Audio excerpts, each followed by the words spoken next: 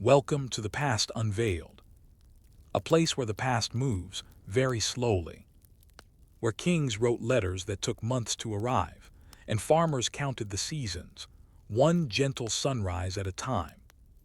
Tonight we'll wander through the calm corridors of history, no wars, no drama, just the quiet turning of time. So take a deep breath, let your thoughts drift like leaves on a still pond. And if you find peace in these sleepy stories, you can like, comment, and subscribe, not out of urgency, but simply whenever you wake up. For now, close your eyes and let history whisper you to sleep. Welcome to Beautifully Boring History. Now I will begin with Story 1, A Day in the Life of Cleopatra, Queen of the Nile. The world outside your chambers begins long before the first scent of rosewater reaches your nose. In the royal quarters of Alexandria's Grand Palace, the hush of pre-dawn carries with it the soft scuffing of sandals over polished limestone. These are the quiet steps of handmaidens and eunuchs, of servants whose duty begins before the queen stirs. You are Cleopatra VII Philopator, and the year is roughly 48 BCE. The palace is not still, even as you rest. Alexandria never sleeps, not truly.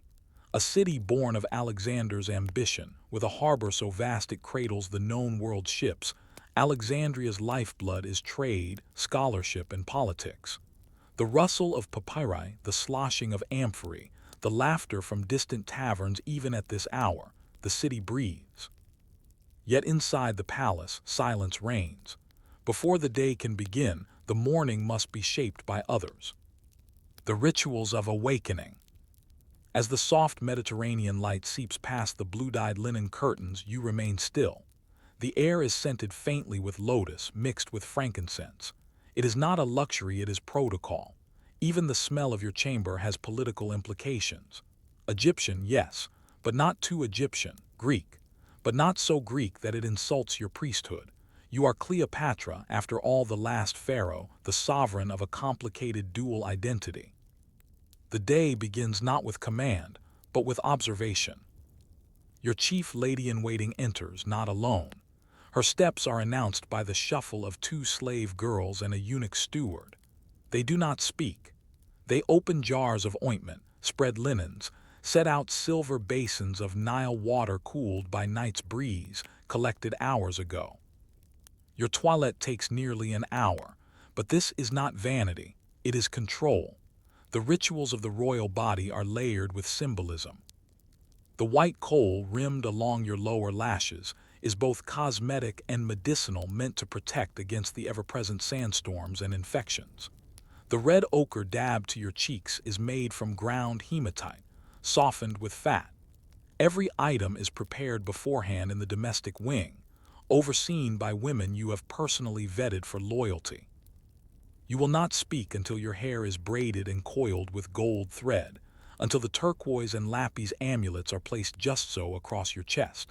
Silence is power. Silence implies purpose. By the time you sit on your cushioned cedar chair brought from Lebanon, the room has warmed with the morning sun, and Alexandria stirs like an awakening serpent. Bureaucracy of empire. Your first words of the day are not romantic or philosophical. They are administrative. The steward reads reports, harvest estimates from Fayum, grain shipments delayed by rogue Cypriot pirates, taxes paid in salt instead of silver in Upper Egypt. It is tedious, gloriously so. In these details lies your survival.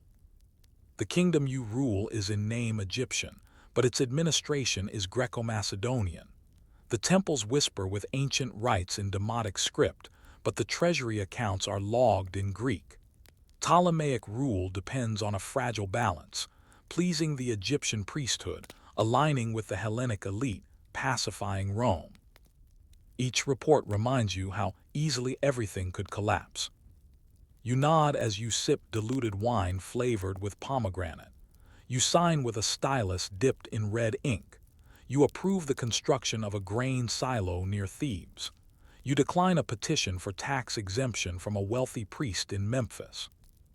Each decision is mundane. Each one may ripple across history. The quiet power of language.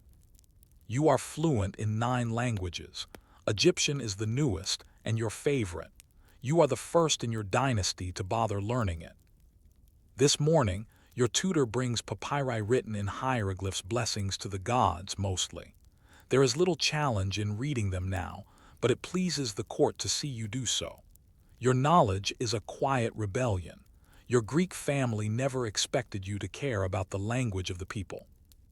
Today's scroll is a court case, a land dispute between 2 farmers near Hermopolis. It's dull, but real. Their arguments are preserved in reed strokes and scribal abbreviations. One claims his goat was poisoned. The other insists it died from neglect. Their fates will depend on a provincial judge who might be swayed by a bribe of barley or beer. You read the script aloud anyway, practicing cadence. Your voice is low, measured.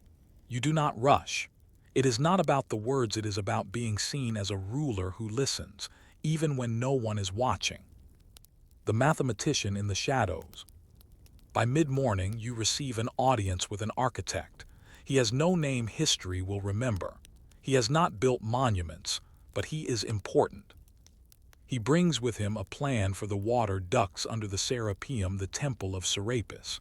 There are cracks in the retaining walls. If they collapse, the temple's inner chamber could flood. That would be seen as an omen. You ask questions not about the architecture but about the soil composition, the angle of slope. You understand more than he expected. He adjusts his speech, slower, more detailed, more respect. It's not the most interesting meeting of your day, but it might be the most vital. The food you rarely taste. The palace cooks prepare a meal you'll barely touch. Quail, figs, wheat cakes with honey, lentils soaked in oil, fresh dates. It is a display. Much will go to waste. Some will be redistributed to favored guards and minor officials. You pick at olives while dictating letters. To your brother husband Ptolemy, XII's regent still warring with you over the throne, you send a neutral-sounding note, a request to release grain from a shared reserve. He will see it as weakness or cleverness. You let him decide. To a Roman general stationed in Syria, you offer condolences for the death of a cousin. A minor note, but a diplomatic opportunity. To Julius Caesar, nothing yet, that must be timed just right. The unseen world. Priests enter near noon. The temple of Isis needs new funds for a bark, an ornate boat used in ceremonial processions. You listen carefully. You know the bark will be displayed during the spring festival of Apet. You also know the festival draws crowds, and crowds mean loyalty or rebellion. You approve the request. You add a condition. The royal name must be inscribed in both Demotic and Greek. You are not just a queen, you are a priestess, a goddess incarnate. That is what they must believe. Afternoon light and imperial shadows. As the Nile glimmers under the sun, the palace begins to buzz. A courier arrives breathless from Pelusium. Roman ships have been spotted along the eastern delta. There is no sign yet of Caesar, but the rumor is persistent. You hold the scroll in your hand. Julius Caesar is coming. You do not know when or why, but you do know this: when he enters Alexandria, your life will change. So will Egypt. But not yet. For now, the light hits the tiles of your courtyard and the breeze carries the scent of myrrh. You rise slowly. You allow your servants to change your sandals. You must prepare for the evening. There are still more scrolls to read, more letters to sign, and always more waiting. Cleopatra's day is only half done. But if the morning was this precise, this layered with meaning, what will the evening bring? The heat of Alexandria softens in the afternoon. Long shadows crawl across the marble floors of the palace as the sea breeze cools the air from the harbor. This is when the city sighs, when scholars lower their pens, traders close their ledgers, and priests complete their final prayers before dusk. But for you, Cleopatra, the day is far from over. Evening is when politics begins in earnest. The subtle art of appearance. You have changed your attire. Morning robes functional but finely woven are gone. Now you wear something heavier. A diaphanous Greek-style peplos stitched with metallic thread, worn over a linen underdress dyed in Tyrian purple. The color is rare, harvested from tens of thousands of crushed sea snails, a statement of wealth that speaks louder than words. Your necklaces are heavier now, hung with amulets carved from carnelian and jade. This is not vanity, it is theater. You are not just Cleopatra, you are Isis reborn. This evening the court gathers for a reception part ritual, part spectacle. Every movement is planned. Each courtier is seated not where it is comfortable, but where it is symbolically appropriate. You do not sit at the head of the room. That would be too obvious. You stand near the lotus pool, tall and poised, and you wait for them to come to you. An assembly of intentions. Your court is a collage of cultures. There are Hellenic philosophers with beards curled with beeswax, speaking of Plato. There are Egyptian priests wrapped in fine linen and secrecy. Jewish scribes who have come from the synagogues near the Delta. Nubian merchants draped in ochre fabrics. Persian emissaries bearing small gifts. Each has an agenda. Each is a thread in the complex weave of your power. A Macedonian general approaches first, bowing low. He brings news from the harbor. A Roman ship has docked. A small one, nothing grand. A single standard on its mast, marked with an eagle clutching lightning bolts. It is not Caesar's flagship, but it is a sign. The general asks if he should deploy additional guards along the harbor's edge. You wave him off. Let the Romans come. Let them feel confident. Let them underestimate the Queen of Egypt. Language as a weapon. Later in the evening, you speak privately with a delegation from Serene. They are young, perhaps too young, and eager to gain favor. You do not speak to them in Greek as they expect. You switch to Latin, halting but deliberate. It is a performance. You stumble slightly on the declension of a noun amicitia. They smile. They think you are vulnerable. They will report back that Cleopatra needs help, that she is reaching for allies. They will be wrong. You have planted what you wanted, the illusion of need. In truth, you are testing Caesar's reach. If they run to him with news of your weakness, he will hear of it, and he will believe it. That is your design. Bread and grain, the real power. As dusk deepens, you retreat to a smaller chamber. You carry a wax tablet not for writing but for reference. Upon it are numbers, shipment quantities, storage figures, percentages of rot. Grain is Egypt's weapon. Rome is hungry, always, and Egypt, blessed by the annual flooding of the Nile, is its breadbasket. For every loaf of Roman bread there is Egyptian labor behind it. You control that supply, quietly, carefully. It is your real army. You meet with the grain commissioner, an older man with thick hands stained with ink and sesame oil. He tells you that rats have infested 2 storehouses near Memphis. You listen. You ask about the preservation of barley reserves. You suggest shipping older stocks to the Roman garrison in Cyrenaica. Let them eat the oldest grain first. Each decision is dull. Each is dangerous. Because 1 day without bread is irritation. 2 is unrest. 3 is rebellion. The priests and the dead. The temple priests arrive at twilight. They come bearing questions, not offerings. A sacred bull has died near Heliopolis, a young apis, one marked with the holy crescent between its horns. There is pressure to begin funeral rites immediately. You know what this means. It means a procession, a festival, a show. It means spending. The temple demands royal support.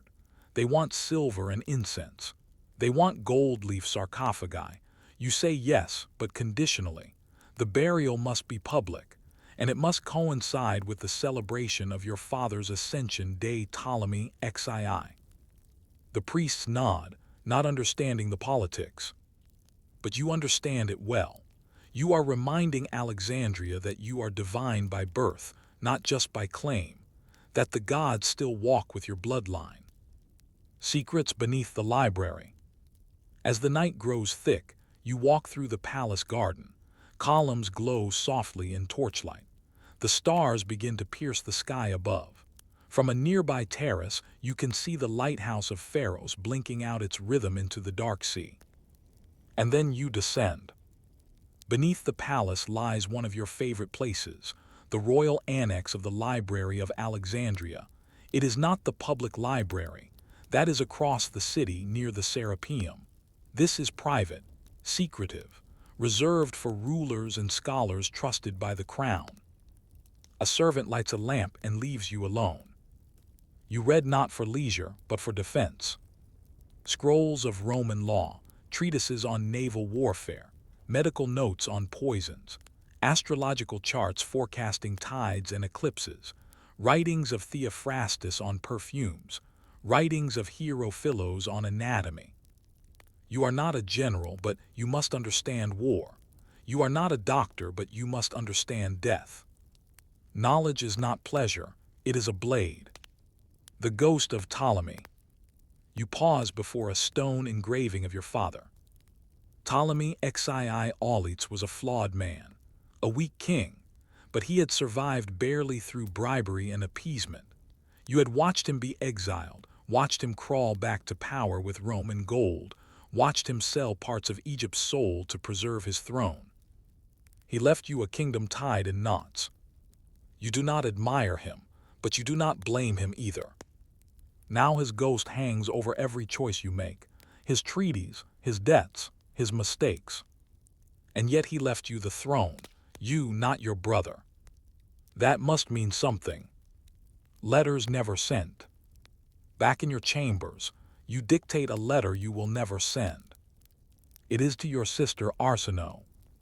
You recall playing in the palace garden with her once when you were both small, before the poison of politics had spread between you, before the men around you began using you both as pawns. She is with your brother now, aligned against you, somewhere near Pelusium stirring revolt. The letter you dictate is calm, civil. You ask after her health, you speak of the weather, you mention the temple of Hathor. When you finish, you burn it. It is not for her, it is for you. A record of who you tried to be. The night's final moments. The night ends in silence. The servants have vanished into their corridors. The lamps are extinguished, save one. Outside, Alexandria glows faintly under a sliver of moon. You sit at the window and look to the sea. You think of Caesar, not as a man but as a force. He is coming. Whether in days or weeks, he will arrive, and when he does, you must decide how to meet him. As a supplicant, as a queen, as Isis. You do not know yet. But tomorrow will bring more reports, more decisions, more calculations. For now the air is still, the Nile flows on, and the Queen of Egypt, cloaked in night and thought, does not yet sleep. The city of Alexandria does not awaken so much as it shifts slowly, steadily, like a barge pushing off from shore. Even before the sun clears the rooftops, workers are hammering crates along the docks, bakers are kneading wheat into loaves, and scribes are unrolling fresh papyri in cramped corners of government halls. But today, the rhythm is different. There is a tension in the air, not from war, not from rebellion, but from arrival. A Roman general has come. The whispers in the wind. Rumors spread like incense in Alexandria, first faint, then cloying. Before the official messengers confirm it, before the horns at the harbor signal it, the city already knows. Julius Caesar has entered the palace. Not with fanfare, but with precision. His arrival is not theatrical. There are no triumphs or trumpets, a handful of ships, a personal guard, enough to make a statement but not enough to start a war. He does not need to shout his presence. The weight of his name alone does the work. He does not yet ask for Cleopatra. But the message is clear, he expects her. The Persian carpet. You stand before a rolled carpet, nothing extravagant. Thick wool, scented lightly with cedar to mask the must of travel. It has been chosen specifically for its size. Your chamberlain hesitates. He is not convinced this plan is dignified, but this is not about dignity. It is about survival. Ptolemy XIII controls the palace. He and his regents would never allow you a formal audience with Caesar. They have forbidden you even from entering the public halls. And so you must enter secretly. Folded. You disrobe except for your inner linen wrap and a gold-threaded sash. You climb onto the carpet. It is warm and musty and smells like sun.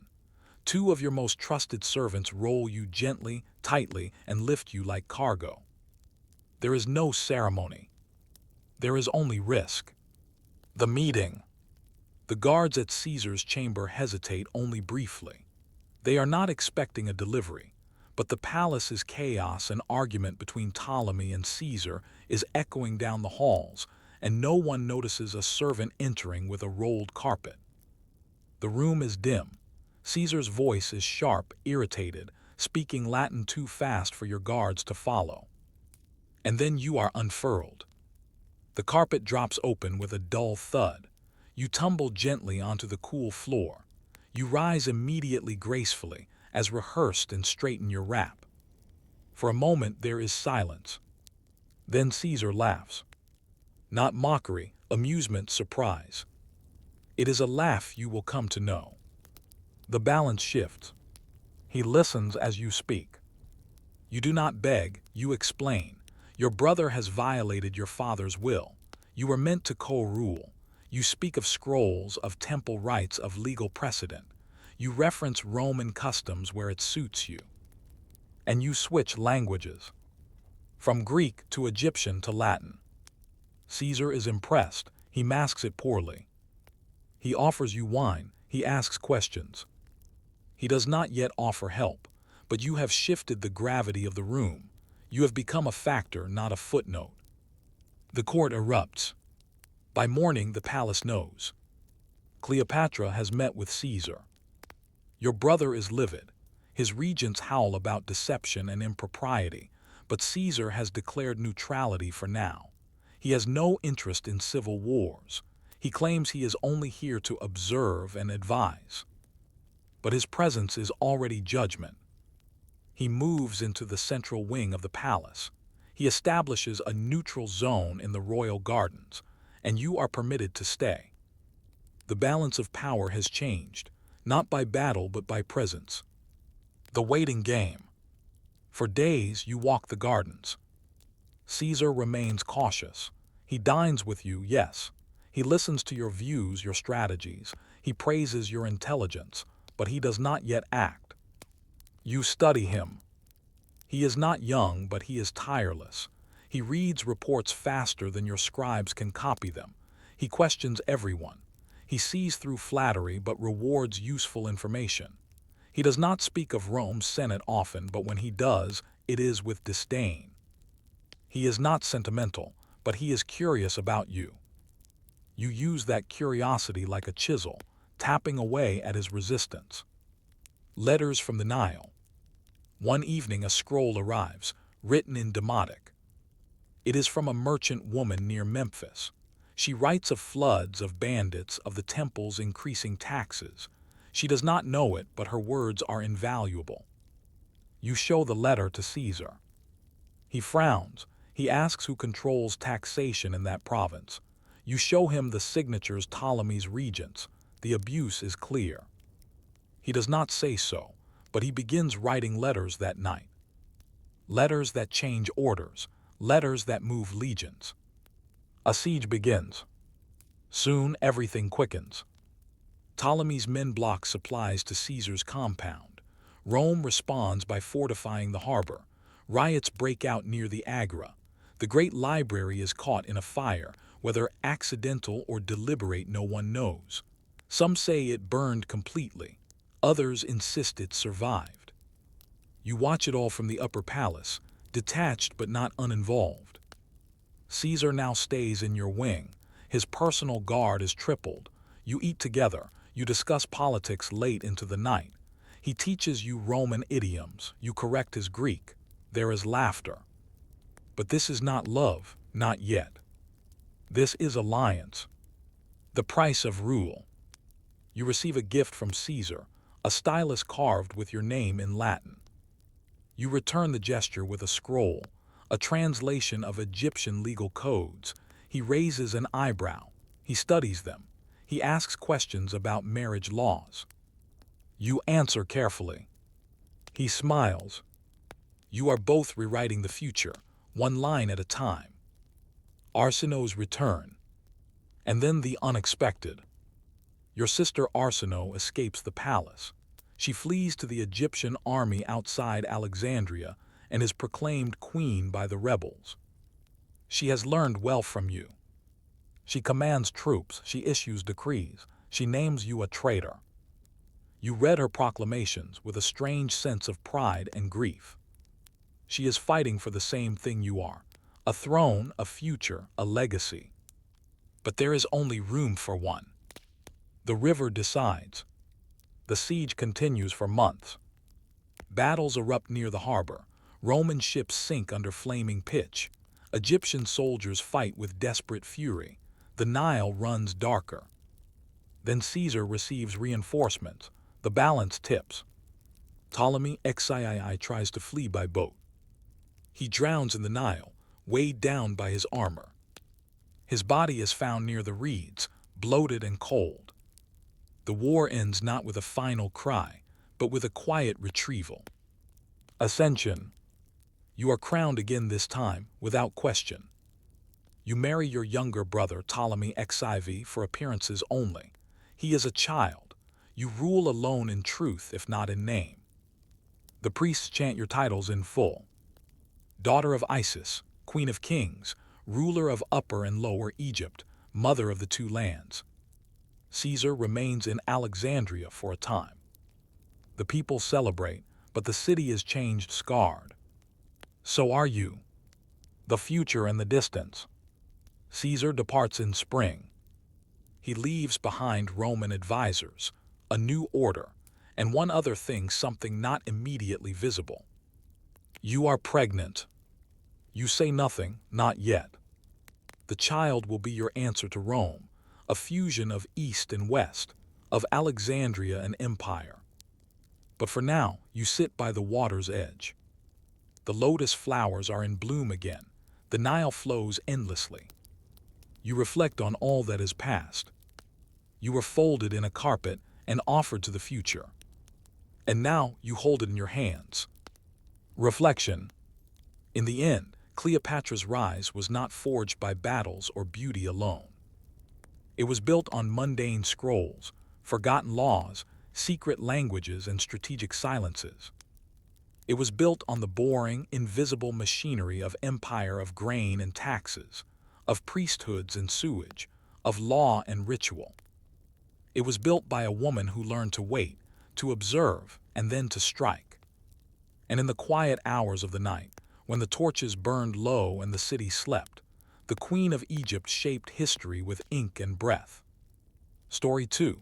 The brickmakers shift, a commoner in ancient Babylon. The bricks you walk on, the walls that hold the wind at bay, the ziggurats that touch the dusty blue sky, all were once shaped by hands like yours.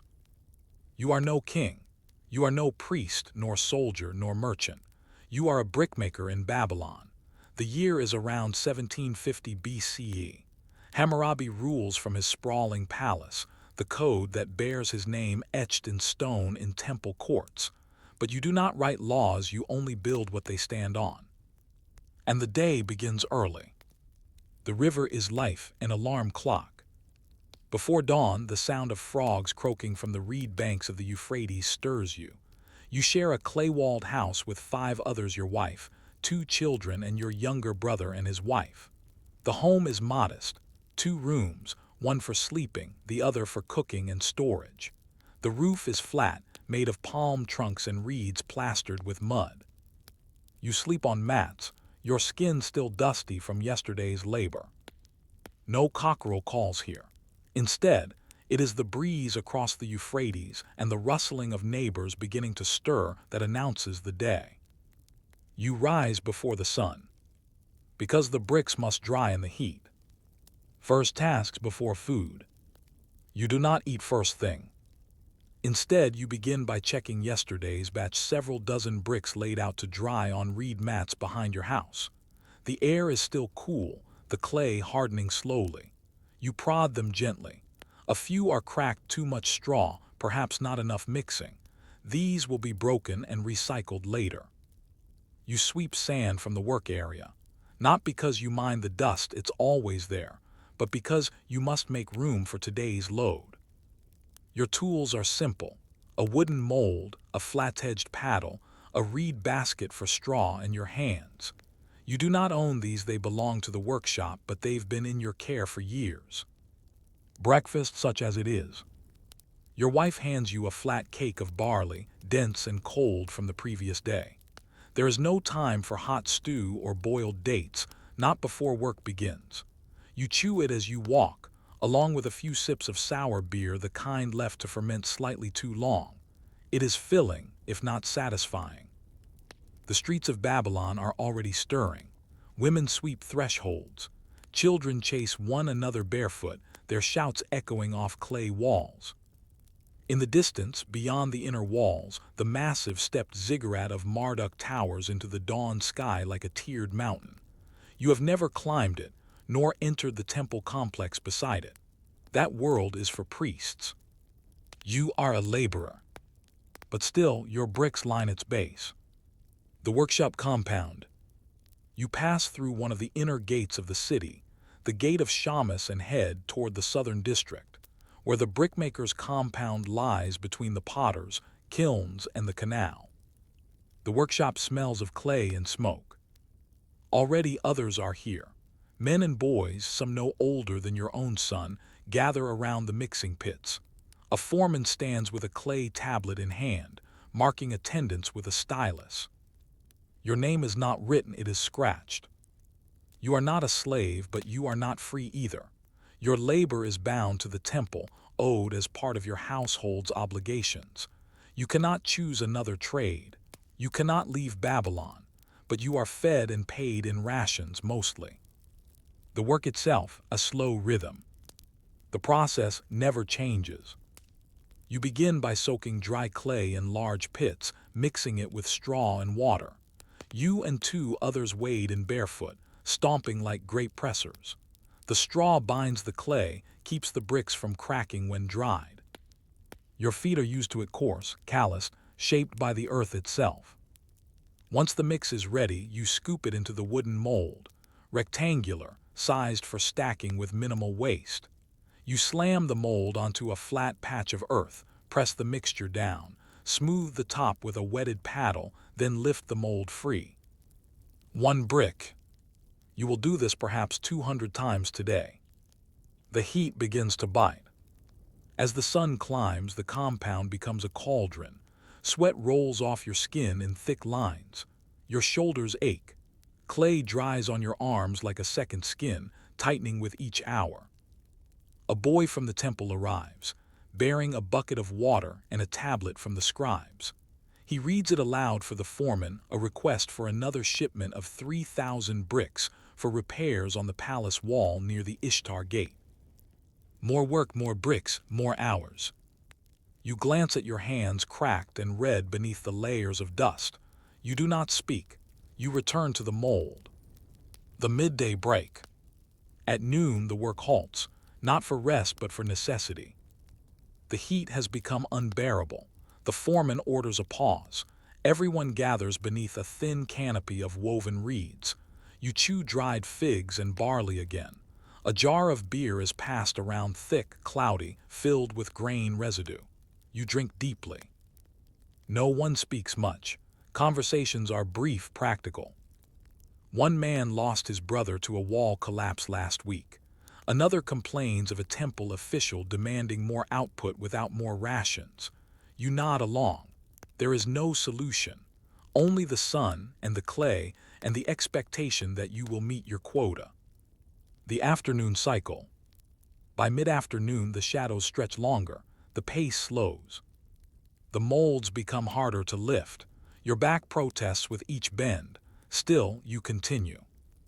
Each brick you shape is identical, but you know them. You remember which batch had finer straw, which pit had better clay. Your hands learn each one. You begin to see them not as objects but as extensions of your labor, as proof that you exist. You wonder, will anyone ever touch these walls and think of you? Probably not. But still you work. Rations and records. As the sun lowers toward the western horizon, a scribe arrives. He carries a wax tablet and a sealed satchel rations for the week. Your name is called. You step forward. He notes, 1 adult male, 1 wife, 2 children, 2 additional dependents. He hands you 10 liters of barley, 2 liters of beans, 1 jug of low-grade beer, 1 bar of date paste. Not enough, it never is, but it is what the record allows. The scribe does not look up as you thank him. He is already scratching the next name onto the tablet. You sling the sack over your shoulder and begin the long walk home. Home again. When you arrive, your wife is washing clothes in a clay basin. Your daughter runs to greet you. The boy is helping mix flour for the evening porridge. Your brother has not returned. He works with the reed cutters on the far bank of the canal. You set the sack down and share what little news you have. Tomorrow, there will be more brick orders. The temple is building a new wall around the shrine of Ishtar. Some say King Hammurabi himself may inspect it. You do not know what you will say if you ever see him. Probably nothing, but your bricks will stand beneath his feet. Before sleep, you eat a thin porridge with onion and crushed lentils. There is laughter, small, tired, real. Before bed, you light a small oil lamp and offer a brief prayer to E, the god of crafts and wisdom.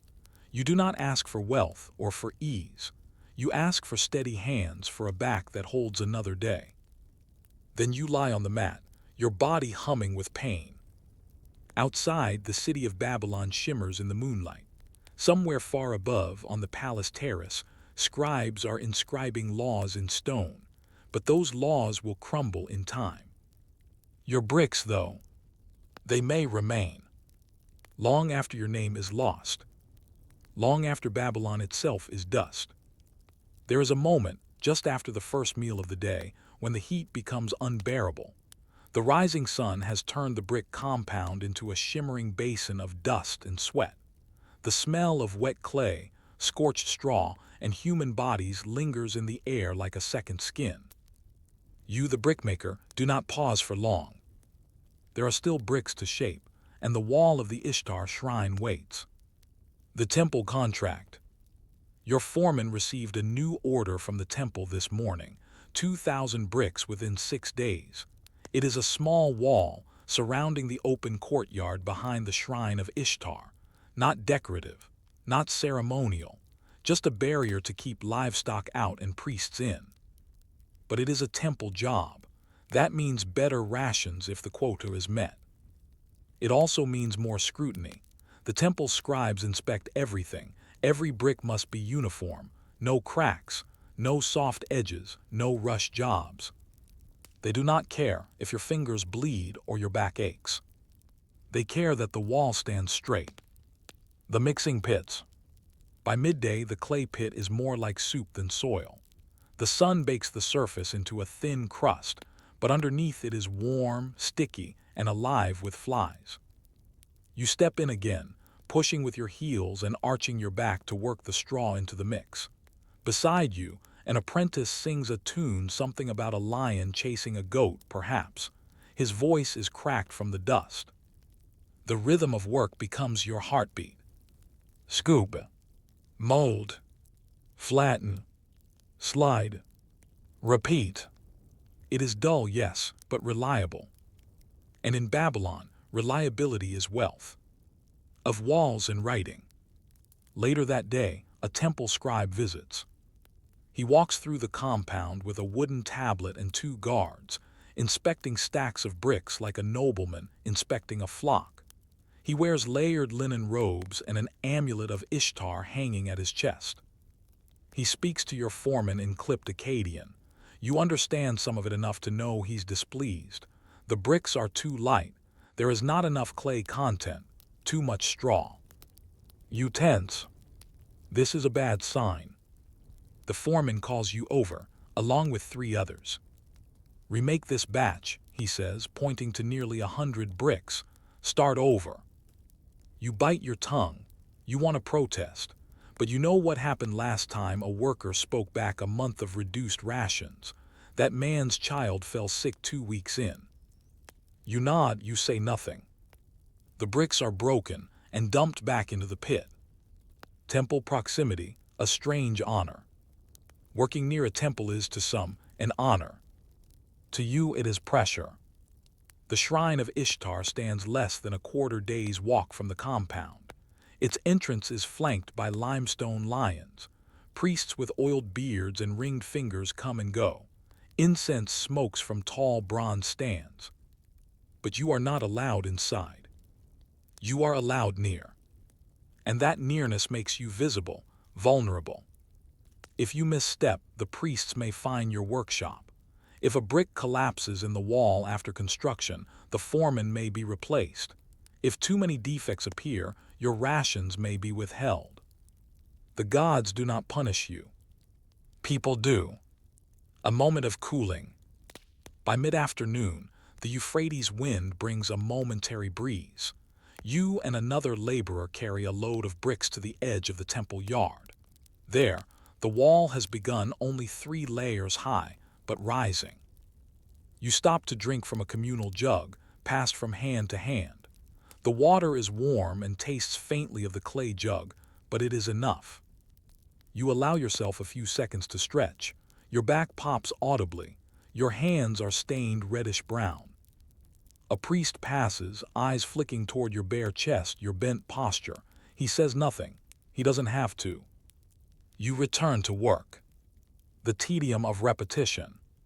The dullest part of the day comes around the 8th hour. Your muscles ache not from exertion but from repetition. You no longer need to think about what your hands are doing. They know. They move of their own will, independent of your mind.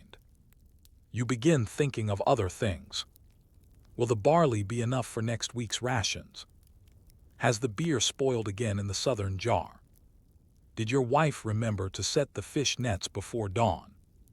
Your mind drifts even as your body remains fixed. The clay doesn't care. It will be shaped by you or by someone else, but it will be shaped. That is what matters. Gossip from the canal. As you haul a wheelbarrow of soft bricks to the drying area, you pass a reed cutter returning from the canal.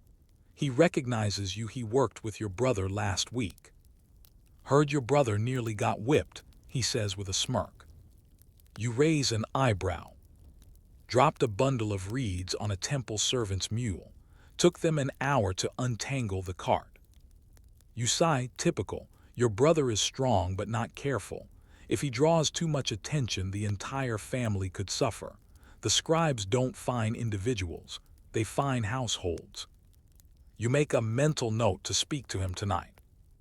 If he returns sober. A rare smile. Toward the end of the shift, as the sun begins its descent, one of the apprentices manages to craft 5 bricks in the time it takes you to do 3. He beams with pride, holding up his mold like a trophy. He is 14. His father died in the last flood.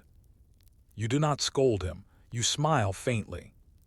Let him be proud for now. Soon he will learn the dullness of this life, the weight of years pressing into his spine like bricks on a pallet. But not today. Evening assembly and numbers. The foreman gathers you all before sunset. He reads from a clay tablet recording how many bricks each man made.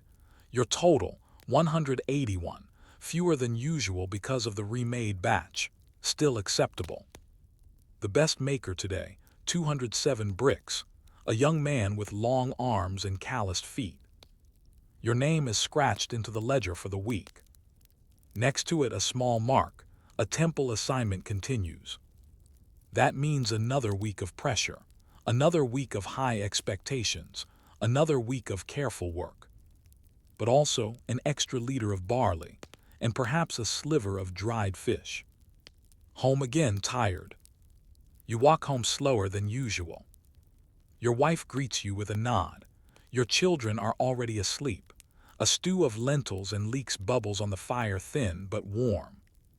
Your brother is not home yet. You share a piece of dried fruit with your wife. She says little, but her hand lingers on your wrist for a moment as she takes the food. It is a comfort. You sit in silence as the fire dies down. Before sleep, you lie on your mat, the air still hot from the day. Your hands twitch even in rest. Your fingers curl unconsciously, as if still gripping the paddle, still smoothing the clay. In the distance, the temple drums sound softly night prayers to Ishtar. You close your eyes, not to dream but to forget. Because tomorrow you will wake again. And the bricks will be waiting. There are no alarms in Babylon, no horns or bells to wake you when the unexpected comes. You are roused instead by the smell, sharp, sour, and unmistakable. Smoke. You sit upright on your mat, blinking through the early morning dark. The air is thick, not with heat but with confusion. Your wife is already on her feet, pressing a damp cloth over your daughter's face. Your brother bursts through the door, coughing. "The kiln shed," he says. "It caught last night." You rise without thinking. No breakfast, no water, just boots, a tunic, and your calloused hands already clenched. The day has begun before the sun. The fire. When you reach the southern edge of the compound, the sky is painted gray. A thick black plume rises above the flat roofs. The brick kiln has collapsed. Flames are mostly out, extinguished by hurried buckets and broken amphorae of water, but the damage is clear. One entire wall has fallen. Half a batch of bricks lies scattered across the ground, ruined, melted. The clay has turned soft again, warped by uneven heat and sudden wetness. A group of scribes arrives shortly after. They mutter, measure, argue. You already know what this means. Delays. Quotas unmet. Punishment. The investigation. The foreman stands before a line of workers as the temple inspector walks slowly past each of you. He's a short man with rings on every finger and no speck of dust on his sandals. He doesn't ask questions. He observes. When he speaks, it's brief. Too much moisture in the kiln walls. Someone used improperly cured reeds. Inspect the storehouse. No one defends themselves. No one dares. A record is made on a tablet, and a laborer, one of the younger apprentices, is taken aside. You never learn what happens to him. He doesn't return that day. Recovery work. Instead of molding new bricks, your morning is spent shoveling ash and sorting damaged pieces. Some bricks can be reused if dried again and trimmed. Others are beyond saving. The ruined batch was meant for the temple wall. Now the wall will wait. The scribe tells your foreman, the delivery will still be expected on schedule, or rations will be reduced. You don't react outwardly, but inside the tension tightens like a cord around your ribs. You were already barely meeting quotas.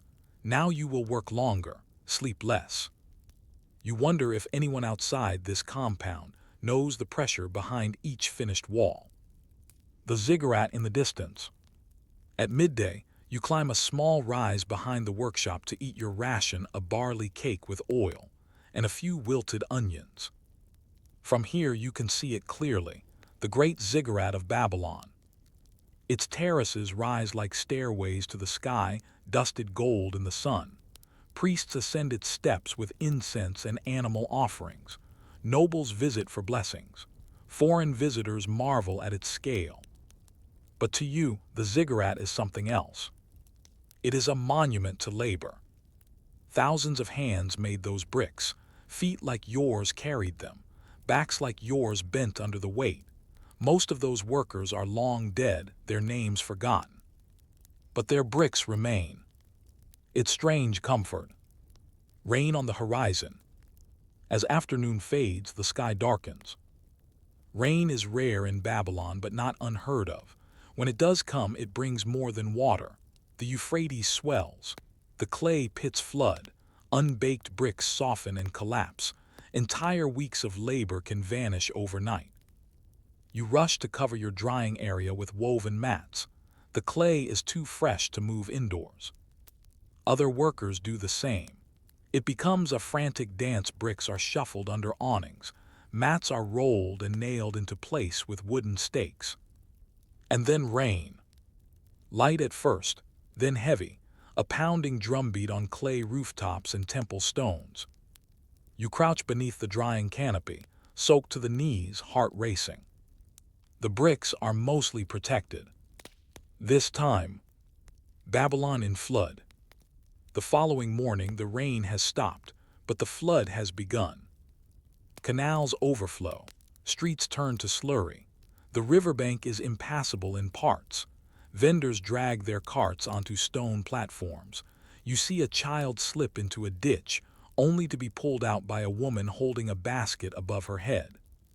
In the workshop, production halts. The clay pits are ruined, too wet to walk in, let alone mix. The molds are soaked. Even the tools have warped from moisture. A rare thing happens. You are given a rest day. Not for your benefit, but because nothing can be done. A day of stillness. You return home in the morning light, unsure how to spend your hours. You sit with your wife, helping grind lentils and patch a torn basket. Your children play with bits of fired brick scraps from earlier batches. They pretend to build temples. You say nothing. In the evening, you speak with your brother. He is tired, not from work but from fear. He wants to leave Babylon to go to a smaller village along the canal, away from temples and quotas and scribes. You listen, but you both know you cannot leave. You are bound to your service, bound to the mud. The brick with your mark. On the third day after the rain, the clay dries enough to begin again. You return to the temple yard to inspect the still rising wall. You find it there, a brick with your personal mark placed at the corner of the foundation. You don't often mark your bricks. There's no rule against it, but why bother? No one sees them. But this one you had marked a single small imprint, pressed with a carved stick, shaped like a fish. A scribe walks by, doesn't notice. But you do. And for a moment it feels like proof. That you were here. That your hand touched something that mattered. The slow continuation. The work resumes, the bricks continue. The rain, the fire, the quotas, they fade into routine. You build, you sweat, you mix, you sleep. Seasons change, officials come and go, the temple expands, the wall grows higher. You grow older. Your son begins learning how to carry straw. Your daughter helps sort broken bricks. The city never notices you. But it leans on what you've built. Reflection, the clay that endures. Centuries from now, long after the Code of Hammurabi is forgotten by common lips, after Babylon's empire has crumbled and the gods have new names, someone will dig through this earth and find your bricks. They will not know your name. They will not see your tired hands or cracked heels. But they will see your mark. And they will wonder, who made this? What kind of life was lived in this dust? And in that moment, a piece of you will rise again from the clay. Story 3. Washing wool and brewing ale. A medieval English woman's Tuesday. It is not the rooster that wakes you. It is the cold. A damp, creeping chill that presses against your bones as you lie on a straw mattress, wrapped in rough wool, the air thick with the scent of smoke and sheep fat. Outside, the darkness of early morning still clings to the thatched roof, and the fire at the center of the house has burned to embers. You are Alice, a villain's wife in 14th century Yorkshire. You are not noble. You are not free. You owe labor to the Lord, and you answer to the bell tower of the nearby priory. But this day is yours, Tuesday, washing day, brewing day. A woman's work. Rising before light. You do not rise quickly. Your back aches from sleeping on the uneven floor. Your youngest child, still asleep, clutches a scrap of linen beside you. But the day will not wait. You reach for the iron poker and stir the ashes in the hearth. A few sparks bloom. You feed it with dry kindling, breathing life into the heat. The hearth is not only warmth, it is your stove, your light, your protector from the damp.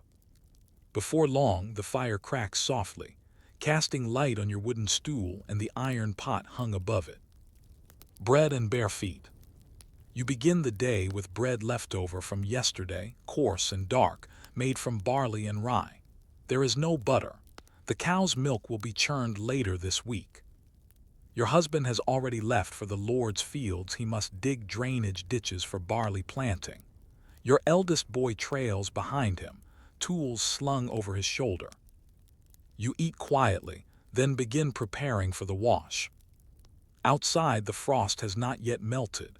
You fetch a heavy pail and walk the short distance to the river, where cold, muddy water runs past the hedgerow.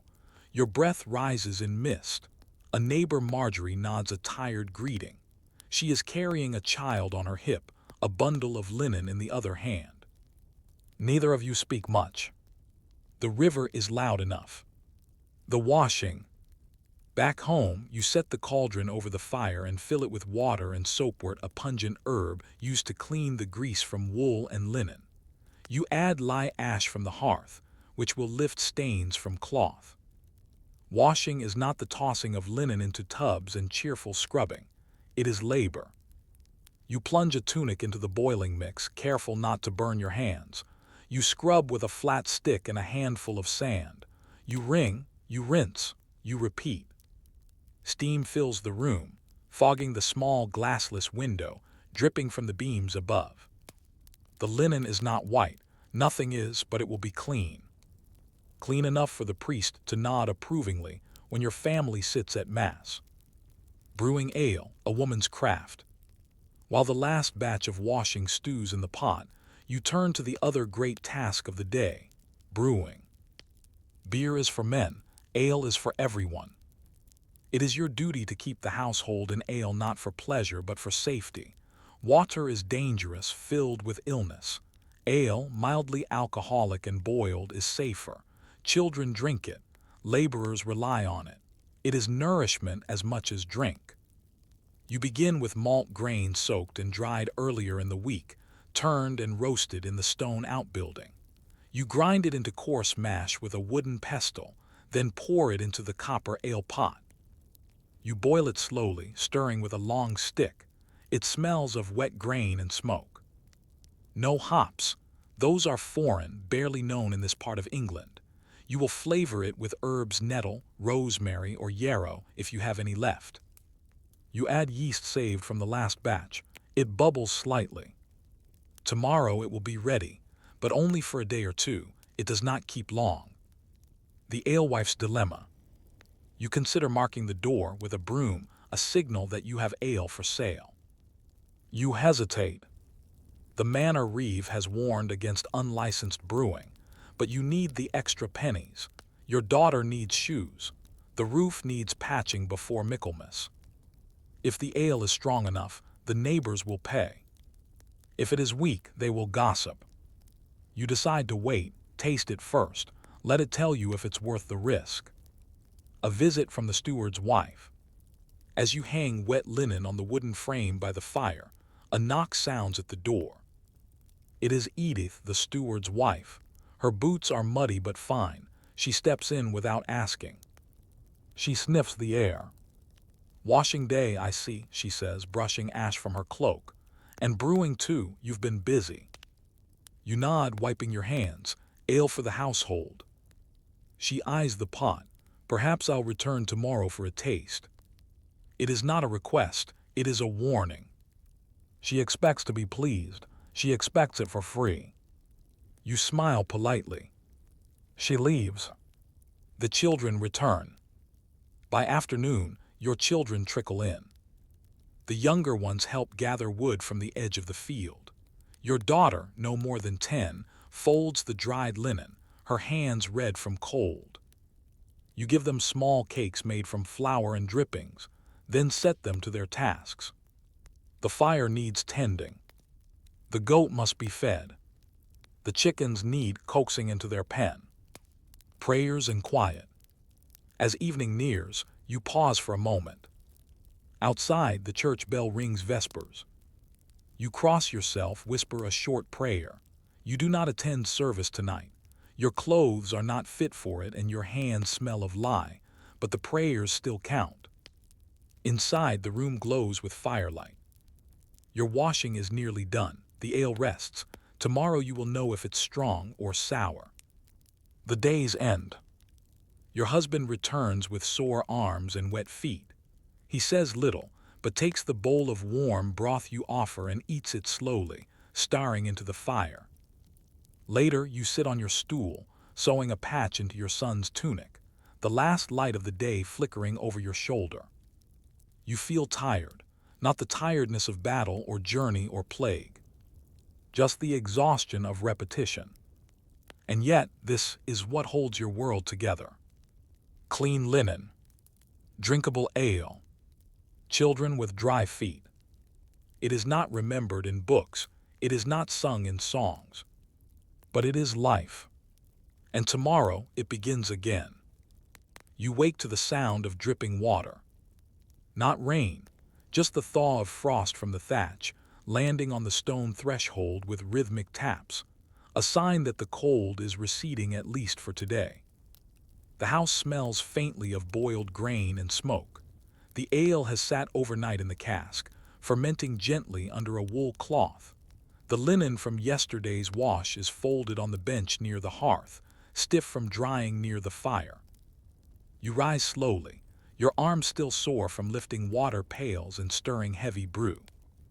Today is not a day for rest. There is barley to trade, eggs to collect, and most urgently ale to taste. The taste test. You remove the cloth covering the ale pot and peer inside. The top is lightly foamed, the surface dotted with pale bubbles. You dip a wooden spoon and raise it to your lips. Not bad. It has the tang of bitter herbs and the deep earthiness of wet malt, stronger than usual. A good batch, potent enough that even the steward's wife will feign approval, perhaps even pay for it if pressed politely. You smile faintly, then nod to your daughter, who's already busy placing rushes along the floor. Fetch the broom, you say. She hesitates, for sweeping. For the door. Understanding crosses her face. The brewing broom, bound tightly and propped above the lintel, is a quiet message: ale for sale here. She hangs it carefully. By mid-morning, someone will knock. The Lord's demands. Your husband returns early, his tunic stained from muck and manure. They need barley, he mutters, dropping his tools on the bench. The steward says we're to send it by week's end 2 sacks, or we owe more labor. You exhale through your nose. The barley was meant for trading at market. Your stores are already low. Giving 2 sacks means less flour, fewer loaves, and less mash for future brews. But the manor's needs are not requests. You do not argue. Instead, you quietly begin planning what to stretch, what to sell, and what to go without. You've done it before. You will do it again. The knock at the door. Just before midday, as predicted, the knock comes. It is Marjorie, the neighbor you saw at the river. She steps into the cottage, rubbing her hands. You've brewed, she says plainly, eyeing the cask near the fire. Smelled it from the lane. You pour her a cup from the jug and offer it. She drinks, wipes her mouth, and nods. Alewife, she declares, a proper one. You laugh dryly. It'll keep for 2 days, maybe 3, best taken before the sour sets in. She pulls out a small bundle, 2 eggs, a twist of linen, and a pouch of salt. Will you trade? You nod, done. Market calculations. In the afternoon, you walk the path toward the village green. You carry a small sack, 2 loaves of barley bread, 1 wheel of pressed cheese from last week's milk, and a few sprigs of dried nettle. Enough to trade. The market is small but alive. A few stalls, a pig tethered under a cart, chickens pecking near the priest's doorway, a cooper sharpening his blades. You trade the cheese for 3 onions and a skein of dyed wool thread. One loaf earns you a cracked spoon and a stub of beeswax. The nettle, a bit of dried apple, and a thin smile from the old woman who remembers when you used to be the one with goats to spare. You never touch coin. Coin is for the Lord's reeve for tolls and tithes. Barter is the language of survival. Church quietly.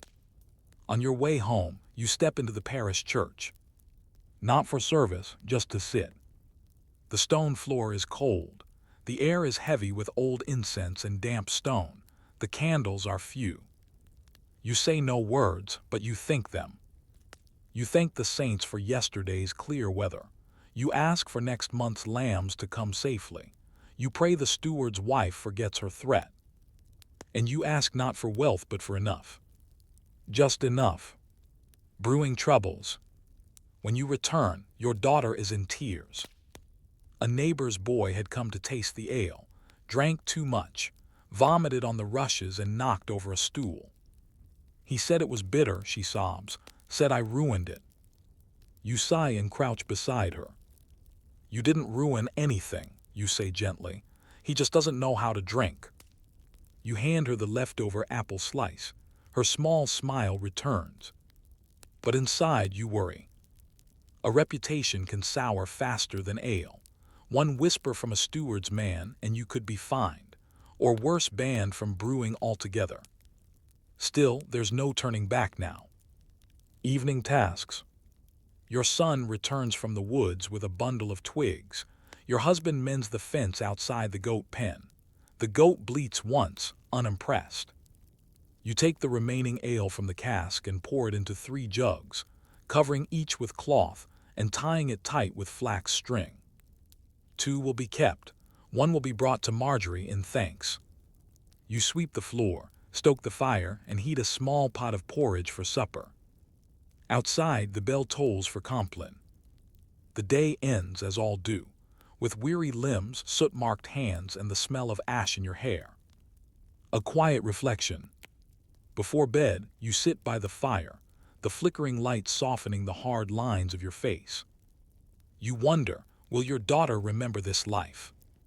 Not the hardships, not the cold or the tedium, but the small things. The way ale smells just before it turns, the rhythm of water boiling over the fire, the feeling of wool under her nails and soap lye on her knuckles. You do not have scrolls or chronicles. You do not expect your name to be spoken a century from now. But you have kept your children warm, and the house whole, and the hearth burning. That is enough. The frost has returned. You wake with your feet curled beneath the wool blanket, the hearth nothing more than cold ash. The sky outside is still a pale gray, the kind that promises either sun or sleet, and gives no hints about which it will be. The ale is nearly gone, the wash is folded, but the work, as always, is not finished. This is the final stretch of your week's rhythm, a day for mending, preparing, patching, and perhaps, if time allows, a moment to sit still. But that depends on how many people knock. Scraps and stitches. Your first task is mending the hem of your husband's tunic. It tore again yesterday when he helped raise a fence for the Reeves oxen. He said nothing, but you saw the way he moved, stiff, slow, favoring his side. You thread the bone needle carefully, working by the narrow light of the window slit.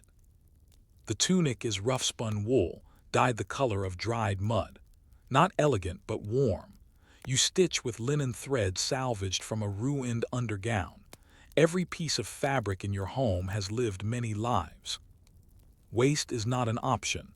Every scrap has value. Every torn corner a second chance. The Reeves visit. Just as you finish the hem, a shadow appears at the door. It is the Manor Reeve. He does not knock.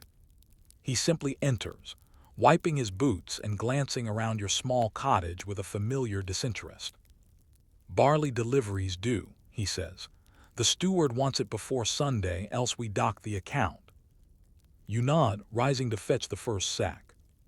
He lingers. His eyes fall on the last jug of ale, sitting beneath the bench, covered in cloth. Still brewing, are you? Only for the house, you say quickly. He snorts, then lifts the cloth. He sniffs it, then shrugs. Tell your man to bring the barley by cart, and don't forget Easter dues. You've got time for now. He leaves without thanks. You exhale slowly. The ale remains untouched. For now, preparing for Mass. Though it is not a feast day, you plan to attend church. Not for show, not even for faith, though it lingers quietly in your chest. You go because appearances matter. If the priest sees you and nods, the steward may nod too, and the reeve might think twice before accusing your brewing of being more than household necessity. You dress simply, your cleanest kirtle and a hood made from dyed wool. You splash your face with water from the basin. Your daughter helps tie the laces. She looks at you with wide eyes. Will the priest talk about heaven? You smile faintly. If we're lucky, love, he won't talk at all. A familiar sermon. The stone church is cold. The benches hard. The candlelight flickers along the rough stone walls, catching the carved faces of saints and angels. You sit at the back, among the other women. The air smells of damp wool and oiled wood. The priest drones about obedience, about Eve, about toil and punishment. You hear the words.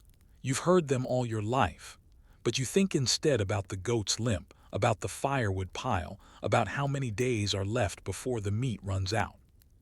He says, "Blessed are the meek." You think, blessed are the ones with dry shoes and a full sack of barley. A brief exchange. After Mass, as you leave, the priest catches your eye. "Alice," he says gently, "your daughter, has she begun learning her prayers?" "She knows the Lord's Prayer," you reply. "And her Ave?" "In Latin, not yet." He nods. "Bring her to the vestry one day this week. I'll teach her. It pleases the steward if the children can recite." You nod. He says nothing more. But the offer, small as it is worth something. A child who speaks Latin even poorly might one day work in a household larger than yours. An unexpected guest. That evening, as you slice onions for the pot, there is another knock. It is not Marjorie. It is Edith, the steward's wife. Again. She steps inside without waiting and gestures toward the hearth. "I heard you brewed again," she says. "Thought I might take a taste." You nod, wordless, and pour her a half-cup. She sips, grimaces slightly, then nods. "You'll need to do better if you want to sell at Whitsuntide," she mutters, "but it's passable." She pulls a pouch from her belt and tosses it onto the table. 3 pennies for the next batch. I'll send a boy." You blink. 3 pennies. Enough for wool thread, or salt, or to pay a tithe early. You nod slowly, "Thank you." She doesn't answer. She's already out the door. Quiet before sleep. Later, the children are asleep. Your husband leans against the wall, a cup of weak ale in his hand. He says little, as usual, but when you tell him about the priest's offer, he nods just once, slowly. You both know it matters. You watch the fire burn low. Tomorrow, you will begin again. Reflection, the threads that bind. You are not a queen. You will not be remembered in the rolls of kings, nor chronicled by monks in their grand abbeys. But your hands have held this household together for more seasons than you can count. Your stitches have mended more than cloth. Your broth has fed futures. Your ale has quieted doubt. And in the quiet dark, as your breath slows and the night wind slips beneath the door, you find a small comfort. You are here. And in this moment, this Tuesday that no one will record, your work has made the world a little warmer. Story 4. Cicero's clerk, paperwork and politics in Republican Rome. The forum is quiet in the early morning, cloaked in the last chill of night. Marble columns loom in the mist, empty steps echo with the distant footfalls of patrolling lictors, and high above, a statue of Jupiter stares eastward toward the rising sun. You are Tyro. A freedman once enslaved, now a trusted scribe in the service of Marcus Tullius Cicero, praetor, orator, and if rumors are to be believed, Rome's rising star. The year is 63 BCE, and though no swords clash and no trumpets sound, you are in the middle of a quiet battle, the administration of a republic fraying at its edges. Your tools are not weapons, they are ink, wax, and parchment. And this morning, your master will speak before the Senate. But first letters must be written. The Domus Tulliana at dawn. You live above the servants' courtyard, in a cramped but clean room lined with scrolls and tablets. When the house stirs, you are already awake. Your writing hand, still ink-stained from the night before, stretches in the dim light. You hear footsteps below, kitchen slaves preparing bread, the rustle of laundered togas being laid out. Cicero's day begins early, and so does yours.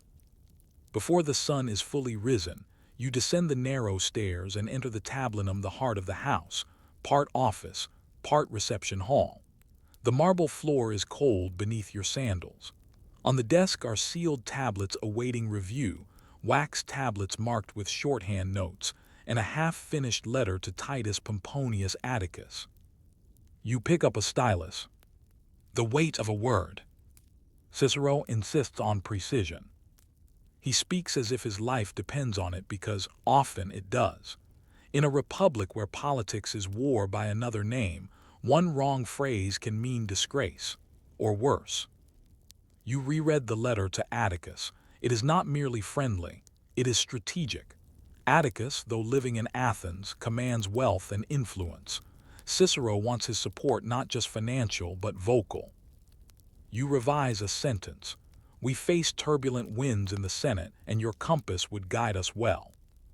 Too poetic, possibly, but Cicero appreciates metaphor when it flatters. You seal it in wax and press his signet ring into the surface, a stylized figure of Minerva. The first of many for today. The orator at home. Cicero enters the atrium mid-morning, adjusting his toga with practiced grace. He greets you with a nod and a thin smile. Tyro, he says, you've risen before the gods again. Someone must write before they speak, you reply. He chuckles. There is no time for pleasantries. He is due at the Senate by the 5th hour, and his speech is not yet finalized. He paces, you sit stylus ready. He dictates. A dictation in dagger-edged Latin. Cicero's voice is calm, but you know the edge behind the words. He is preparing to speak against Catiline, a senator, a man of power and, as Cicero believes, a traitor. There is no direct accusation, not yet. But today's speech will be the first strike. He chooses his phrases carefully. They speak of reform, but they mean ruin. I see the faces of false Romans behind every noble mask. The Republic does not sleep, even if her enemies hope she does. You write quickly, using the system you yourself created. Tyrian notes a shorthand of symbols and curves. One day, others will use it. But today, it is only yours. The gathering of scrolls. After dictation, you prepare his scrolls for transport. The Lex Curiata, a few personal notes on land disputes in Arpinum, and copies of previous speeches, in case senators misremember his words. You wrap them in oiled cloth and pass them to a young slave who will carry them to the Curia. Cicero straightens his toga, drinks a small cup of honeyed wine, and leaves without ceremony. You do not accompany him, not this time.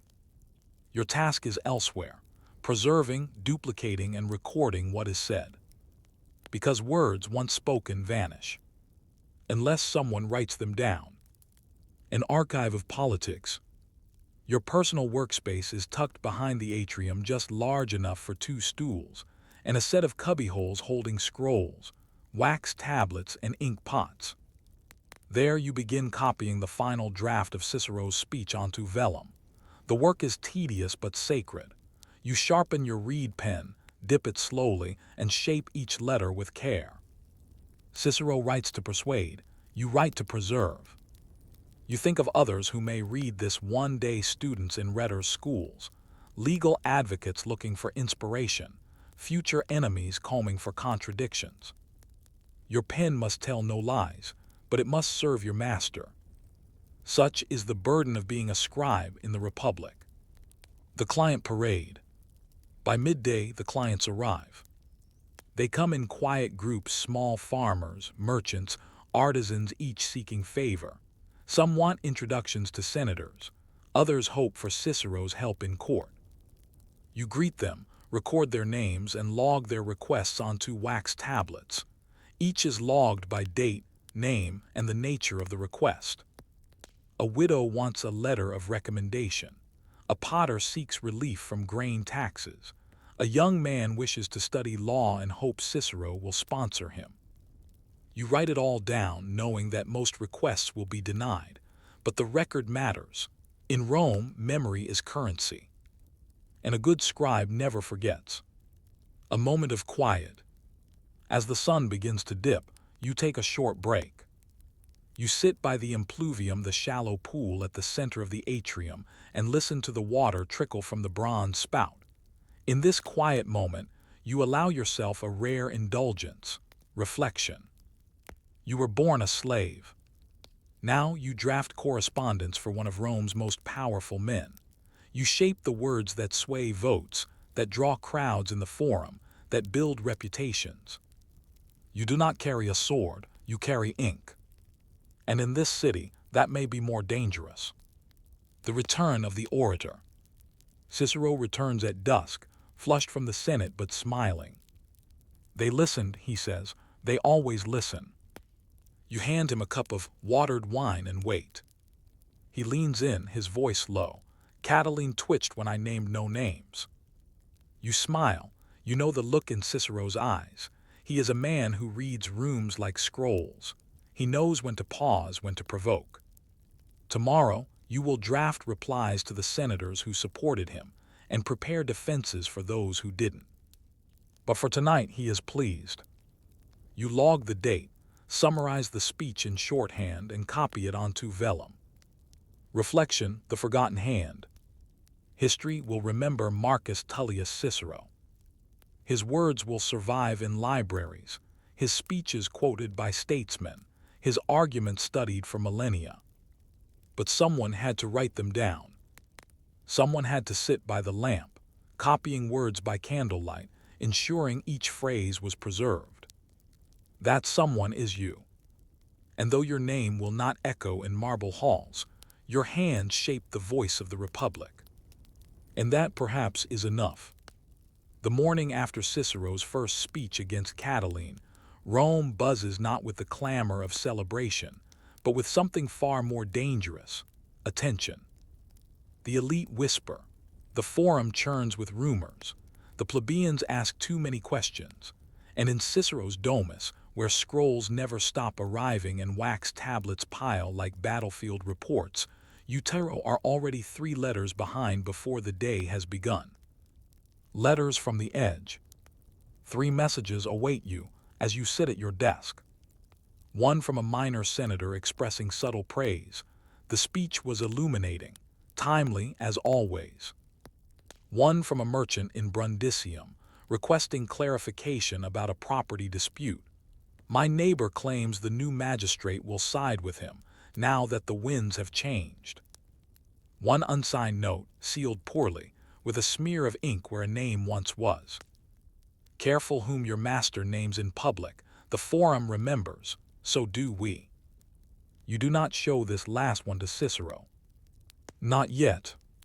You burn it slowly. Copying for posterity. The scroll of yesterday's speech is now in demand. 3 copies must be prepared. 1 for public record in the Senate archives. 1 for personal distribution to trusted allies. 1 for Atticus in Athens, who always wants the true version unedited, unfiltered. You work by lamplight, scribbling in Tyrrhenian notes first, then carefully transcribing to Latin prose. Cicero's language is dense with metaphor, alliteration, and rhetorical contrast. You must preserve not just the words, but the music of his speech. You pause often, chewing the end of your stylus, frowning at a phrase that might be misread. He said, "The silence of the Senate is more damning than the shouts of the streets." You consider rewriting it. You don't. The orator's displeasure. When Cicero enters the tablinum, you hand him the latest draft. He reads in silence, his lips tighten once, his eyes scan the last paragraph twice. Then, you soften the last line. You nod. "It named no one," you say, "but many will read it as nomming Catiline." "They're meant to," he says sharply. Then after a pause, "let it stand." You bow your head. He sighs, runs a hand through his thinning hair. "I am not yet consul, but I am already a target." You look at him, then not as the master you serve, but as the man whose name might one day become dust if his words falter. "I will write it precisely as you speak it," you say. Visitors and vultures. By midday, the domus is filled with voices. A senator arrives, pretending to discuss legal precedents, but clearly sniffing for alliances. A representative from the equestrian class delivers a poorly veiled bribe, campaign support, he calls it. A young rhetorician seeks an internship under your tutelage, he adds awkwardly. Cicero, ever the performer, handles them all with poise. You meanwhile record every visit. On a wax tablet, you inscribe the names, the requests, the tone of their voices, whether their sandals were dusty, whether their eyes lingered too long on Cicero's golden writing implements. Because in Rome, power is not just what is said. It's who was in the room when it was said. Scribal secrets. That evening, you sort your notes alone. Some you copy onto scrolls for official record. Others you do not. Instead, you write them in shorthand, on small scraps of papyrus, and tuck them behind the wine amphora in the corner of your room. Whispers of potential betrayal. Hints of corruption. Private words from men who assume scribes are invisible. You do not keep them for blackmail, not yet. You keep them because one day, someone will ask what happened in the final days of the Republic. And you will want the truth written down, even if no one reads it. A moment with the master. Later, Cicero summons you to the garden portico. He is seated on a stone bench, wrapped in his woolen cloak, watching the brazier flicker beside him. "Tyro," he says softly, "do you believe I'm right?" "About Catiline?" "Yes." You pause. "I believe you think carefully about every word you speak," you say. He laughs, but it's a tired sound. "I see fire in that man's eyes, the kind that doesn't burn out, it spreads." You nod. Then, tentatively, "And do you believe the Republic is still whole enough to be saved?" He looks at you sharply, then he looks away. "I believe it can still pretend to be." Drafting in the dark. After he retires, you return to your desk. You begin composing replies in his name. To the governor in Cisalpine Gaul, offering continued support of constitutional order. To a cousin of Catiline, carefully neutral.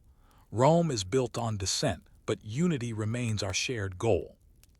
To Atticus, bluntly, the city is slipping, I anchor where I can. You write until your fingers cramp. You write until the lamplight gutters out. And still there are more names. Reflection, the scribe's curse. You know what history will record. It will remember Cicero. It may even remember Catiline. But it will not remember you. Unless you write yourself in. But how does one write a life made of ink and shadow? Of quiet observations, of half-finished letters, of speeches written but not spoken. You dip your pen one last time before bed. And you write at the bottom of a blank tablet. Tyro was here, he listened, he remembered. The morning begins not with dictation, but with tension. A messenger bangs on the door of Cicero's domus just past dawn. You, Tyro, are already awake, already reviewing yesterday's shorthand notes, already translating phrases from memory onto fresh parchment. You hear the shouting before you reach the atrium. The message is brief, frantic. A plot has been uncovered. Catiline may act. Your stylus freezes. You look at Cicero. His face is pale, but his voice is steady. Call the lictors, he says. You rise, heart racing not for your safety, but because you know what this means. Today, everything changes. The scribal duties multiply.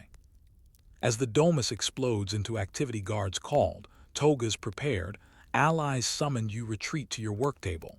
You must record the messenger's statement for legal record. Draft a speech urgent, defensive, persuasive. Prepare Cicero's formal response to the Senate.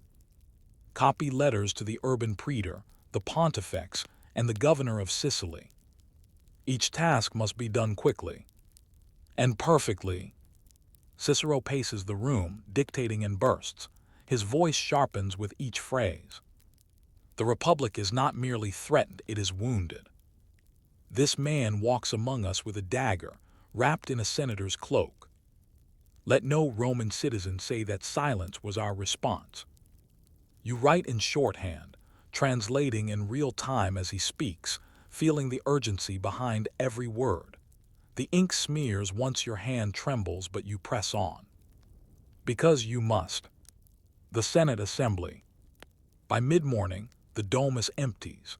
Cicero departs with a guard of lictors in full regalia, axes bound in fasces, symbols of law and death alike. He will address the Senate in the temple of Jupiter Stator. You do not go. Instead, you remain behind, transcribing, preparing extra scrolls in case of emergency, compiling recent correspondences with key senators' evidence, if things turn legal. You wait and listen. From a window near the courtyard, you hear distant shouts, not the roar of a riot, but the thrum of voices stirred by fear. Word spreads fast in Rome. Today, Cicero accuses. Tomorrow, Rome may burn. A visitor from the wrong side. As you copy the speech from shorthand into formal prose, a man enters the atrium unannounced. Well-dressed, too well-dressed, a senator's aide or someone pretending to be. He smiles without warmth. You're Tyro, he says, the pen behind the voice. You say nothing.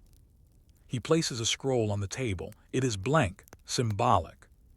Perhaps tomorrow you write something less dramatic. You look at him. He shrugs, turns, and leaves. You unwrap the scroll. Inside is a silver coin pressed into the crease. You toss it into the brazier without blinking.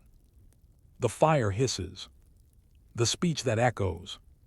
By the 5th hour, Cicero returns.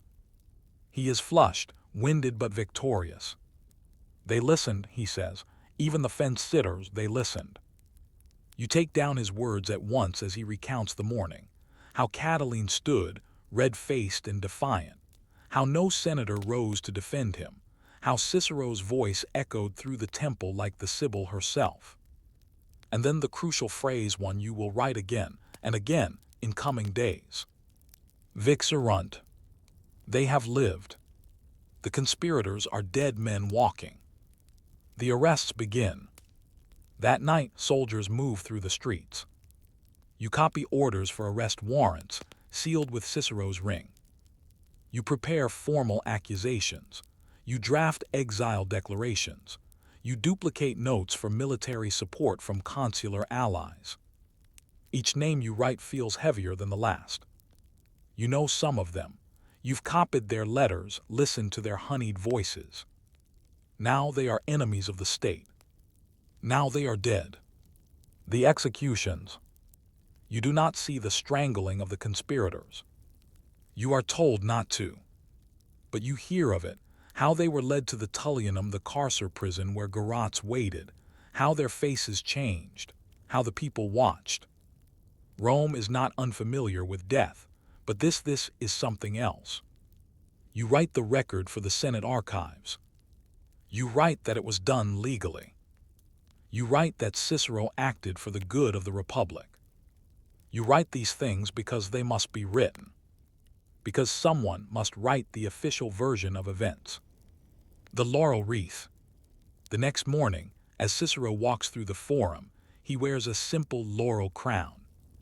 The people cheer him.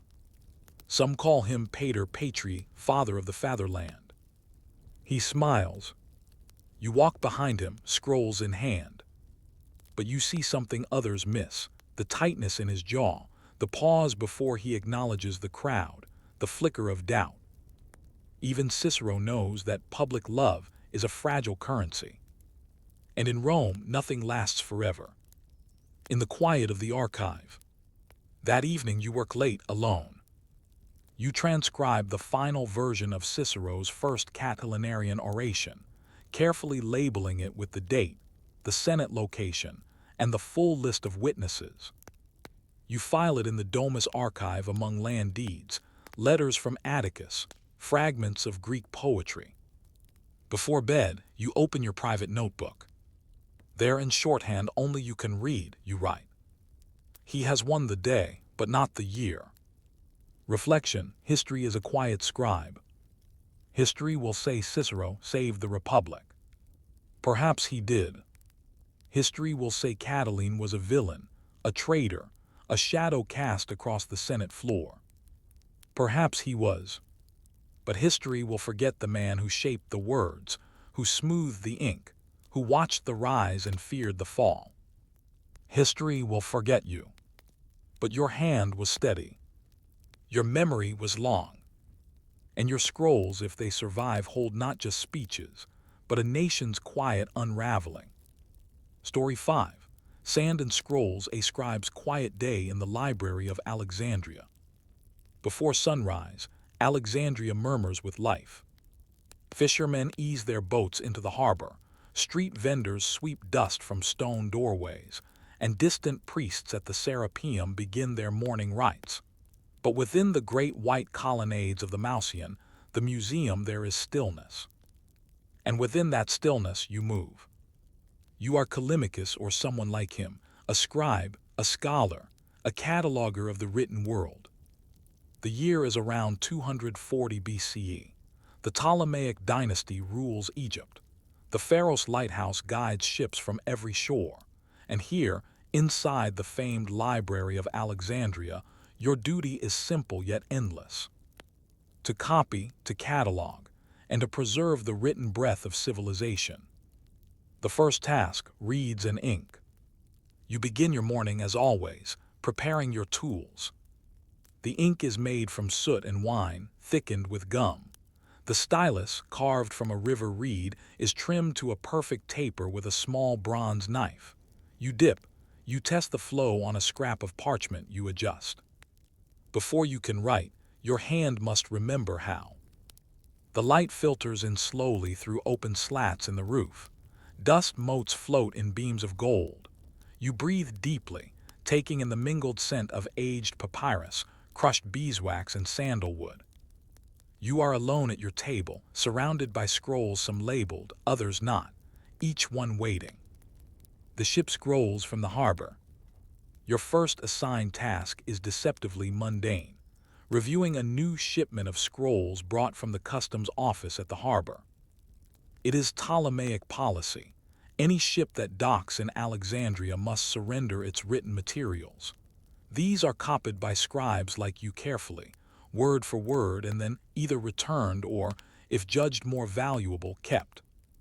Today's cargo includes a battered scroll in Ionian Greek, a local treatise on astronomy, 2 Phoenician merchant ledgers, stiff with salt, a Latin scroll, recent and poorly written, likely a Roman merchant's personal musings, and 1 curious roll wrapped in oilcloth, sealed with an unfamiliar wax emblem. You set this last one aside for now. Mystery is not for mornings. Copying the known. Your first transcription is the astronomy scroll. The text is faded, ink bleached from sea air. You can just make out diagrams of constellations and notes on solstice angles. It's not revolutionary, most likely derivative of earlier Babylonian or Greek sources, but it must be preserved. You copy slowly, allowing the symbols to reappear beneath your hand. The stars, after all, do not change, but human hands are impermanent. And the library demands duplication, not originality. When you finish, you mark it with a classification code and carry it to the indexing table. Cataloging, order in a sea of thought. You take up your wax tablet and stylus and record the scroll's details. Author anonymous. Origin unknown, presumed Ionian. Subject astronomy, stellar movements. Language Greek. Shelf location ASTRGR 72. Each scroll in the library has a home, a place within the great branching tree of knowledge. Callimachus, yes, the real one, once envisioned this as a grand catalog. The Pinax, a list of lists, subjects ordered by genre, author, and region. You serve that vision now. Even if no one notices. Even if your name never joins the titles you touch. Visitors and vagrants. A rustle interrupts your routine. Two young scholars from the academy enter, speaking too loudly, arguing over a passage from Heraclitus. One of them knocks over a jar of styluses. They don't apologize. You watch them silently. Later, a priest of Thoth arrives. He carries a roll in Demotic and asks that it be translated into Greek. He leaves without giving a name. You sigh. Every day more scrolls arrive. Fewer are returned. Some are misfiled. Others no one knows where they go. You once found a copy of Homer shelved under agricultural treatises. No one believed you. The unusual scroll. In the early afternoon, you return to the oilcloth-wrapped scroll. Its seal is cracked, its papyrus smooth and unusually fine. It is written in archaic Greek, script long out of style. The handwriting is careful, personal. It appears to be a dream journal. A philosopher's account of visions while ill, encounters with the dead, discourse with imagined gods, descriptions of floating cities and hollow spheres. You read slowly, captivated not by truth, but by sincerity. You debate whether it belongs in philosophy or madness. In the end, you transcribe it anyway, quietly. Some voices deserve preservation, even if only for the next curious reader. The library silence. The great halls of the library hum with soft noise. Styluses scratching, scrolls unfurling, footsteps echoing against columns. But deeper inside, in the restricted stacks, there is only silence. You've been granted rare access there, thanks to years of quiet work. You walk through narrow aisles, past clay jars of Egyptian poetry, Syriac herbal manuals, and battered military ledgers from Thebes. Here, the air is dry, the scrolls are brittle, and knowledge sleeps. You do not linger too long among the old words, and you forget to use your own. A note from the director. On your way out, a steward hands you a wax tablet. A note from the chief librarian. A royal request, 2 copies of Homer's Iliad prepared on the finest papyrus, for the Ptolemaic court, priority. You sigh. Another copy. You've written the Iliad 23 times. But you will write it again. Not because it is new, but because it must exist in many places, in many hands. Even repetition is sacred when memory is fragile. The light fades. As the sun dips toward the horizon, you clean your desk. You extinguish your oil lamp. You bundle your unfinished notes and return the stylus to its pouch. Outside, Alexandria glows. The lighthouse of Pharos begins its nightly beacon. The wind carries the scent of fish and crushed herbs. You hear the distant tones of reed flutes drifting from the market. You walk home quietly, your fingers still ink-stained, your thoughts still drifting through scrolls. Reflection, the invisible builders. You will not be remembered. Not by name. Not by statue. but your handwriting may survive, unnoticed, in the margins of a copied scroll. Your annotations may guide a philosopher centuries from now. Your careful misclassification may lead a poet to inspiration. You do not seek glory. You only seek order. In a world that forgets. The next morning, the winds shift.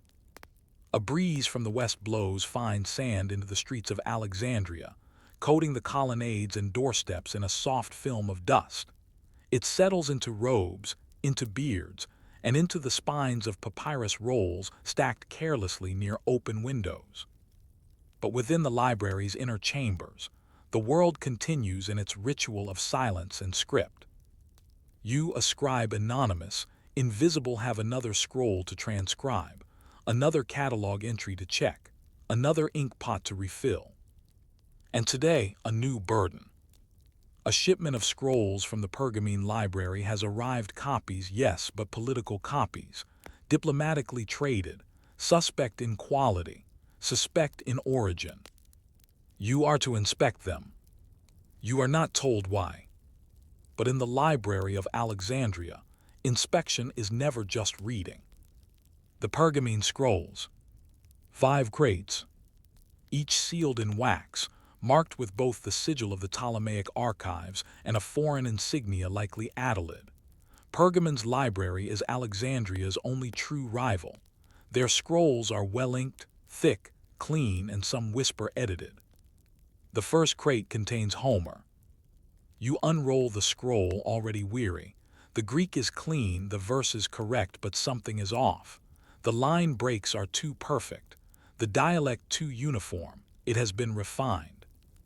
You compare it to your master copy. There are differences. Small ones, subtle, but real. You mark them in the margin with a red slash. A scroll this beautiful might be dangerous. The duplicator's dilemma. Your supervisor, a portly man who hasn't written a word himself in years, enters and grunts approval at the crates. Fine condition, he says. The king will be pleased. You hesitate. There are inconsistencies, you say. Intentional ones, I think. He waves a hand. Nothing the court will notice. The copies are gifts, not scriptures. You say nothing. But you quietly set aside the scrolls that deviate most. You will not destroy them. You will not copy them either. You will hide them. There is a place near the back of the restricted archives, a jar marked drama, UNCATLOGUED. No one checks it. Not anymore. The era that changed a war. Later in the public reading hall, a junior scribe brings you a fragment of a Roman military manual, newly arrived from Syracuse. He is puzzled by a sentence. You read it aloud. 3 cohorts form the eye of the turtle. You frown. You have seen this phrase before. You dig through the archives and find another copy, older, smudged. 3 cohorts form the end of the turtle. You double-check the Latin, oculum versus finum. A scribal error. A single letter misread. You correct the junior scribe, then you pause. What if, in the heat of battle, a general read the wrong instruction? What if this eye of the turtle, a mistake, led to a fatal maneuver? You mark the scroll carefully, check against original source, critical. But you know how easily such notes are lost. Visitors from the court. In the early afternoon, 2 royal officials arrive. They are not here for philosophy. They are here for censorship. The Queen requests a list of materials currently held that discuss prior rebellions in the Nile Delta, one says flatly. We wish to ensure that nothing seditious circulates. You nod. You've seen this before. You pull out the archive listings for the tale of the 2 brothers, the heresy of Akhenaten, the rebellion of Khnumhotep. They scan the names. That one, says the taller official, pointing at the scroll on Akhenaten. Mark it as restricted. You dip your stylus and write an R in the catalog margin. You do not argue. You do not ask why. You simply file it away under mythology, not history. No one will find it there. A moment with the mathematician. After the officials leave, you slip away to the western wing. There, near the garden, an old mathematician sits cross-legged beside a low table, copying numbers into a clay tablet. You know him, an Alexandrian recluse, once famous for his work on geometry. He nods. I hear the scrolls from Pergamon arrived. They did, you reply. Homer sings sweeter than ever. He snorts. They rewrite the past and call it clarity. You sit beside him, quiet. After a while, he mutters, sometimes I wonder if all this ink is just sand pretending to matter. You do not answer, but his words cling to you. Fire drill. That evening the alarm bell sounds. Not from within the library, but near the harbor. A fire has broken out in a warehouse. Flames leap high enough to be seen from the upper floors. Wind pushes smoke toward the city. You help close the shutters. You cover open shelves. You seal scroll jars with damp linen. The library has no water buckets, no fire brigade. If flames ever reach it, nothing can be done. You do not sleep that night. You dream of scrolls curling in flame, of ash carried on the Nile, of poems remembered only as shadows. The day after, the fire was contained, the library remains intact. But you walk through its halls more slowly. You look differently at each scroll. Each one is an ember in waiting. You notice the way the ink fades on older rolls. You see how easily papyrus tears when touched too often. You realize knowledge does not last because it is important. It lasts because someone cared. And when that care falters, it vanishes. Reflection, the silent guardians. No statue will honor the library's scribes. No monument will bear your name. But you will return tomorrow. You will dip your stylus. You will shape your letters. You will copy not just words, but intent. Because in a world of fire, flood, politics, and error, only one thing preserves the truth. Ink, carefully applied. By hands no one remembers. By the third morning, the wind has changed again. No longer filled with dust, it carries a different scent, salt and resin from the merchant ships, and something else, ink, old parchment, and oil. The Library of Alexandria stands quiet, deceptively unchanged. You scribe, scholar, nameless guardian arrive early as always. Your stylus is sharp, your hand steady, but today there is something brittle in the air. A tension, like parchment pulled too tightly over the wooden rod. And soon you'll learn why. A letter from the palace. The chief librarian calls for you. In the cool shade of his office, he hands you a sealed scroll. The wax is royal purple Ptolemy III's court. You open it and scan the neat Demotic script. It's a decree. Effective immediately, a new royal edict requires reclassification of all foreign theological texts under speculative lore, removal of inflammatory military histories from public access, a list of all named authors whose works have not been officially copied into Greek. The final line is the sharpest. All untranscribed works not deemed essential to the cultural dignity of the kingdom shall be discarded. Discarded. That word echoes in your head. The culling begins. That afternoon, the librarian staff begins removing scrolls. One by one. Silently. Carefully. Scrolls are marked in chalk, boxed in crates, or piled near the edge of the storage wing. You see works in Punic, Etruscan, Aramaic scrolls untouched for decades, but still alive, still breathing knowledge. A treatise on lunar tides, a Babylonian herb manual, an old epic of Gilgamesh, poorly translated but precious all the same. You approach a junior scribe lifting a box. Where will they go, you ask? He shrugs. To the kilns maybe, or the docks, papers valuable. You look down. He is standing on a scroll. The Quiet Rebellion. You do not argue, not aloud. But in the late evening, after the others leave, you return. By lamplight, you open one crate. You remove 5 scrolls. You replace them with damaged copies from storage, scraps, illegible rolls. You tuck the real scrolls into a ceramic amphora behind the medical section, in a place so dusty no one looks anymore. It is not much. 5 scrolls among thousands. But it is enough. You tell yourself, this is how you fight in silence. The student returns. That night, a familiar figure arrives in the archive. A boy, barely 15. You've seen him often, asking questions beyond his years. He dreams of becoming a philosopher. He carries a wax tablet. I heard some books are being taken away, he says. You nod. He looks down. Will they come back? You pause. Some things return in different forms, you say, but others vanish forever. He frowns. Can I copy one before it's gone? You slide him a scroll, an old one, a dialogue between an Egyptian scribe and a Greek merchant. He stays until the oil lamp sputters. His handwriting is clumsy, but it is his. The secret catalog.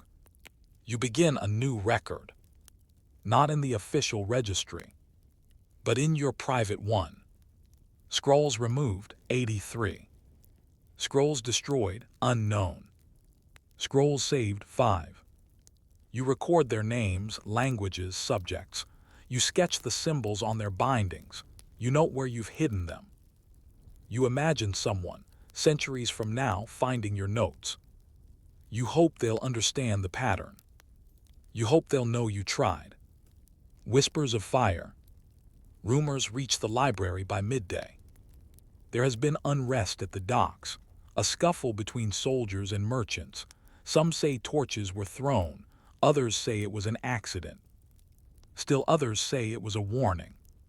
You don't know what's true, but you spend the afternoon sealing scroll jars with wax. You mark the exits. You memorize the locations of the oldest, rarest texts. You choose which one you would save first, if the flames ever came. You never tell anyone your choice. And then it happens. Night falls. The harbor glows red. You can see it from the upper windows. Smoke curls into the sky, lit by orange embers. The shouts of sailors echo across the water. Bells clang in the distance. You rush to the atrium. Others are already there, scribes, guards, scholars. They are watching the flames, watching them inch closer. You clutch a scroll to your chest. You don't even check which one it is. It doesn't burn. The fire is stopped before it reaches the library. A miracle, perhaps, or a political decision. But in the days that follow, the air is thick with soot. Ash settles on everything, on scrolls, on statues, on your desk. And still you copy. Still you catalog. Still you hide what you can. Because if the library of Alexandria burns, it won't be the flames that destroy it first. It will be neglect. It will be convenience. It will be kings who fear ideas and scribes who say nothing. You choose to be different. Quietly. Reflection, ink against the abyss. You are not a hero. You have not stopped a war. You have not written a masterpiece. But you have preserved a handful of thoughts from falling into silence. You have copied with care. You have hidden with purpose. You have remembered when others forgot. And that is enough. Because someday, long after your name is lost to the sand, someone will open an amphora. They will unroll a scroll. And they will read. And for a moment, they will not be alone. Story 6. The Sleep of Kings, an uneventful day in the palace of Ramses II. The sun, as it has for millennia, rises over the Nile with a slow, amber certainty. Its light spills across the Theban hills, over sandstone temples, and into the meticulously aligned courtyards of Pi-Ramesses, the royal city and the residence of Egypt's most celebrated king, Ramses II. It is not a day of conquest, not a day of building or war, not a day of festival, death, or gods appearing in dreams. It is an ordinary day. And for a pharaoh whose reign has already stretched past 5 decades, these are the days that define him. The ritual awakening. You are not Ramses II, but you are close. You are one of the royal attendants, a silent figure in linen, standing in the pre-dawn corridor of the royal harem wing. Your role is clear: oversee the preparations, smooth the silks, ready the oils, and ensure the king's awakening unfolds like a sacred verse. Everything must follow the expected order. First, the singing of the dawn hymn by the temple boys stationed outside. Then, the burning of incense in a golden censer beside the pharaoh's sleeping chamber. Then, only then, the doors are opened. Ramses stirs. He is not youthful, he is 83. But he rises with the practiced grace of a man who has done this more than 20,000 times. The first gesture.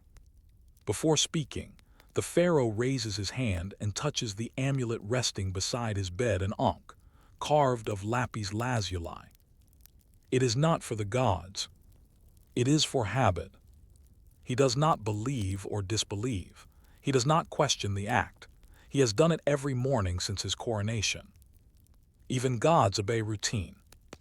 He looks at the faces around him, silent servants, a eunuch holding fresh robes, a priest murmuring a blessing. He nods. No words are spoken yet. Words come later. The dressing, a ritual of power.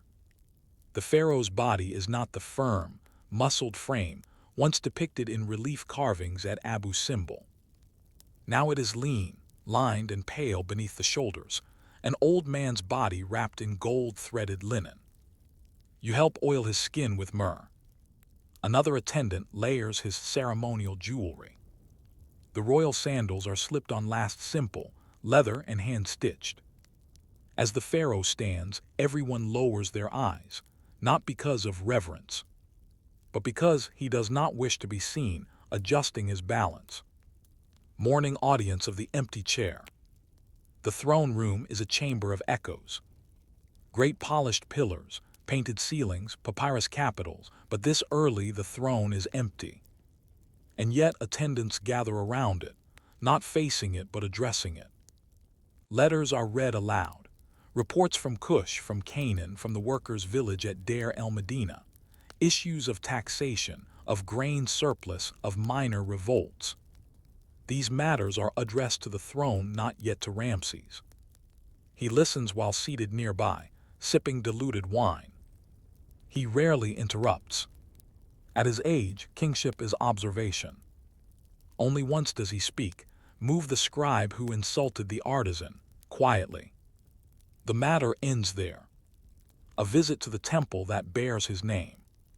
The pharaoh rides a litter carried by 20 men to the great temple of Ramses II, a structure he himself commissioned, funded, and designed. He has seen it 1,000 times. But still, he enters with the solemnity of a man entering his own tomb. The priests bow, incense floods the corridor, the god Amun statue is unveiled and offerings are made. Ramses does not speak. The god does not speak. That is not the point. The performance is the point. And the performance is perfect. Midday solitude. The pharaoh returns to his private garden. Here no one speaks unless invited. A small pool reflects the sky. Papyrus grows at the edges. A tortoise ambles slowly in the shade of a date palm. He eats alone. Flatbread, goat cheese, figs, honeyed beer. He does not finish the beer. Instead, he watches a bird, an ibis, stand motionless on one leg. He smiles. This bird, he says quietly, does more with silence than most men do with speeches. No one laughs. They never do. A visit from a grandson. In the late afternoon, a boy is brought to him, one of his grandsons, perhaps his 15th or 50th. No one keeps perfect count. The boy is nervous. Ramses beckons him closer. "What did you learn today?"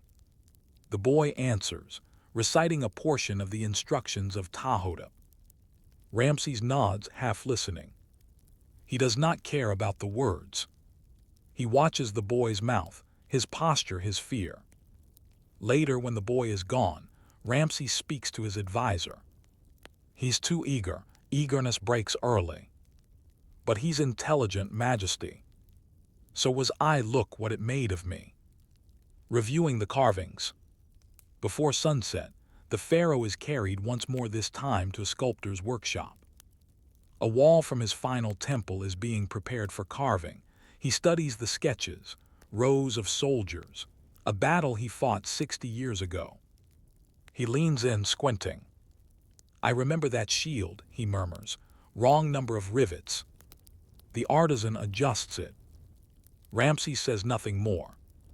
No one mentions that half the battle was invented.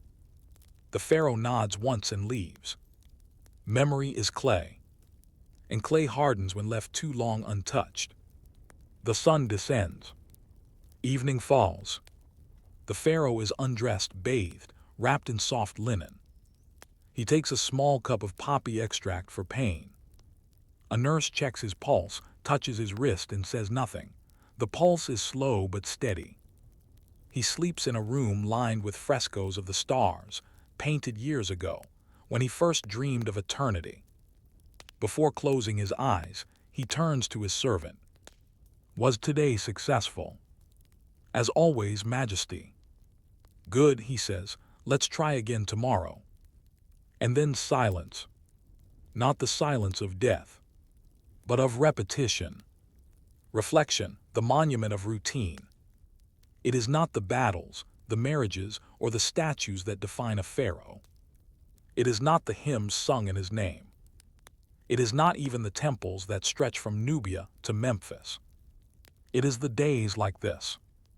Days of soft sandals, familiar rituals, quiet corrections. Days when nothing happens and thus everything is maintained. For Ramses II did not conquer time by war.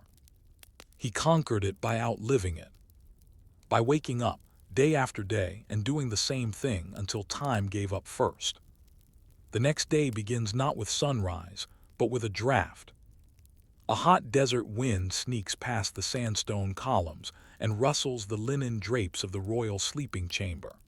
It brings with it the scent of the Nile, a sharp mix of algae, earth, and livestock, and the faintest hint of perfume from the temple courtyards beyond. Ramses II opens his eyes. He blinks once, and then again. No gods appear, no visions disturb him, no foreign emissaries bang on the gates. The day is his, and it is entirely, wonderfully normal. The scribes approach.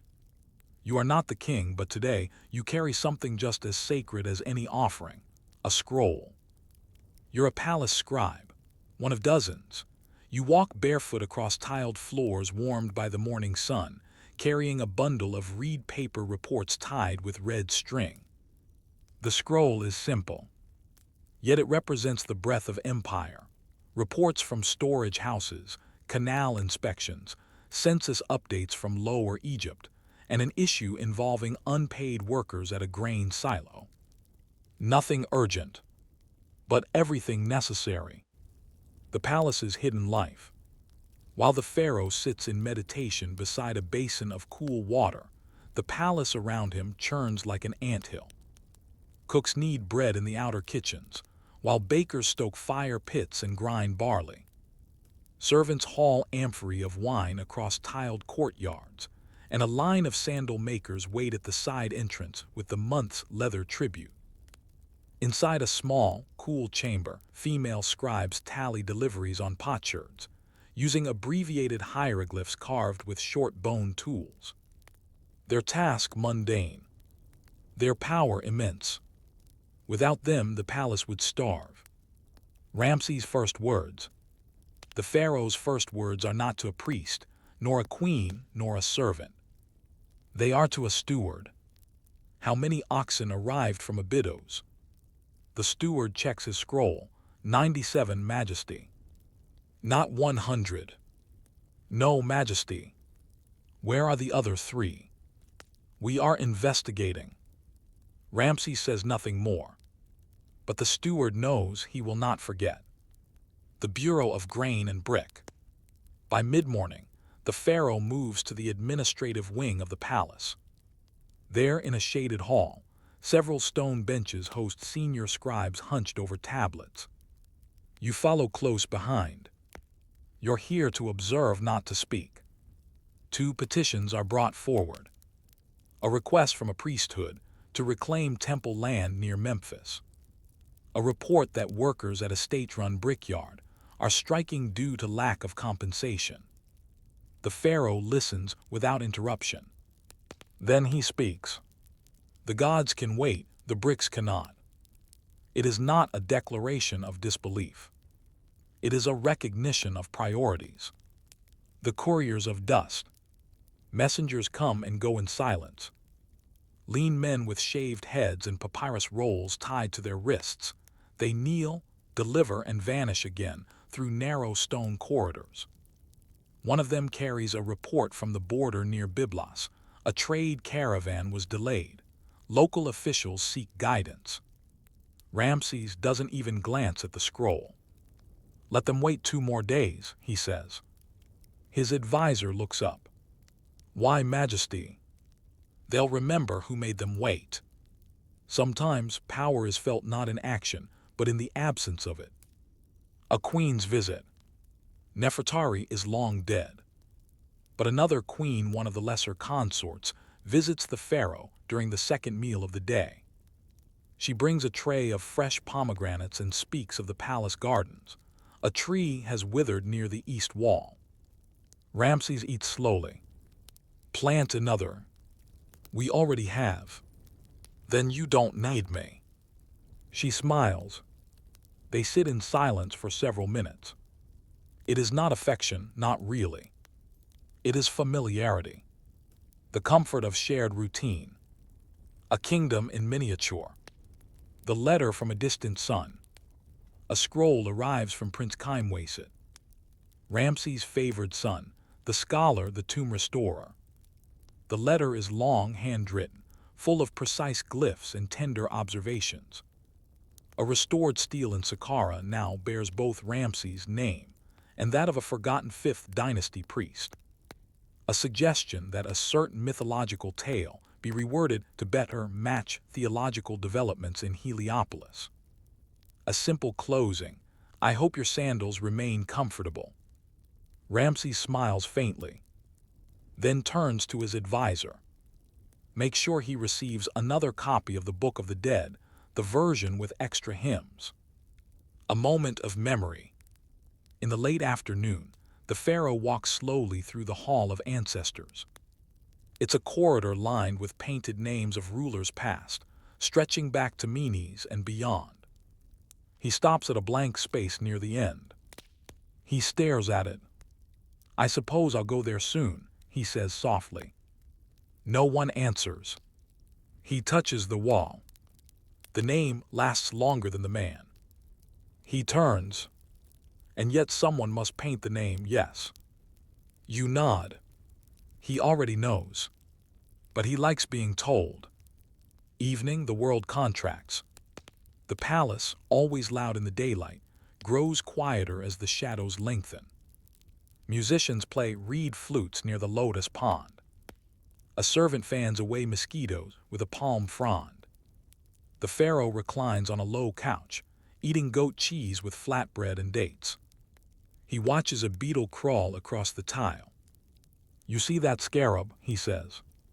It is sacred, Majesty. No, he says, it is consistent. He chuckles, then winces slightly. His hip aches again. You record nothing of this moment, but you'll remember it anyway. Reflection, an empire written in dust. The kingdom of Egypt is not held together by divine decree. It is not bound by armies or gold. It endures because someone counts the bricks, someone reviews the grain, someone carries scrolls from Memphis to Pyramuses, someone listens, someone remembers. Even a god-king becomes just another piece in the machine. And yet within that machinery, even the ordinary carries weight. For Ramses II does not rule by miracles. He rules by expectation, day after day, until eternity looks back and sees not a conqueror, but a clerk. The sun dips below the horizon, behind the pylons of Pyramuses. Its last rays cast the great palace in muted gold, flickering over polished limestone and worn frescoes. The Nile darkens into mirror-smooth stillness, broken only by the slow churn of barges drifting south. In the heart of the royal complex, torches are lit, not because of ceremony, but because the pharaoh cannot see in the dark. Ramses II, lord of the two lands, son of Ra, beloved of Mad, is 83 years old. And he is tired. The king's shadow. He does not walk alone. Beside him moves his shadow, not the one cast by firelight, but a person, you. A scribe with no name in the records, tasked with listening, recording, interpreting silence as much as speech. Today there have been no miracles, no announcements, no grand acts. But you know these days best. The slow ones. The unremarkable ones. The ones that build empires, line by line, decree by decree, brick by brick. The temple audit. Before nightfall, the pharaoh makes one last stop, the administrative temple annex, where a scribe waits with 3 short lists. The first, repairs needed to the canal walls. The second, priests who have failed to pay temple taxes. The third, grain owed by the temple of Ptah, 6 months behind. Ramses does not ask for excuses. He does not even read the scrolls himself. He gestures for a seal. It is pressed into each document with a brief thud. His only comment, "Tell them I am still watching." A small complaint. As he is helped into his evening robes, the pharaoh mutters to his nurse, "My back aches." He rarely complains, but this is the 3rd time this week. She prepares a warm compress and applies it in silence. He lies back, breath slowing. "This body has served too long," he whispers. "Then rest it, Majesty," she says. And he does. Dreams of stone. He dreams of statues. Colossal statues twice his height, each bearing his likeness. In his dream they walk. They do not speak. They simply stand, watching the horizon. He wonders, do statues feel time? Do they forget who they resemble? Do they remember the man behind the name? He wakes confused. He cannot tell whether he dreamt that dream yesterday or 50 years ago. A tomb before death. As the night deepens, the pharaoh asks to see the model of his tomb. A priest brings it, a scaled replica in wood and ivory, showing every corridor, chamber, and false door. It has changed many times over the years. New inscriptions, new guardians, new stories about his divinity. He traces the plan with his finger. "Too many rooms," he murmurs. "No one will finish them all." "You'll have eternity," the priest says with careful reverence. The pharaoh scoffs softly. "I had that already. Look how fast it went." The final edit. There is one scroll he always keeps near his bed, an account of the Battle of Kadesh. It is glorified, exaggerated, even theatrical. But it is his version. Tonight he rereads the first few lines.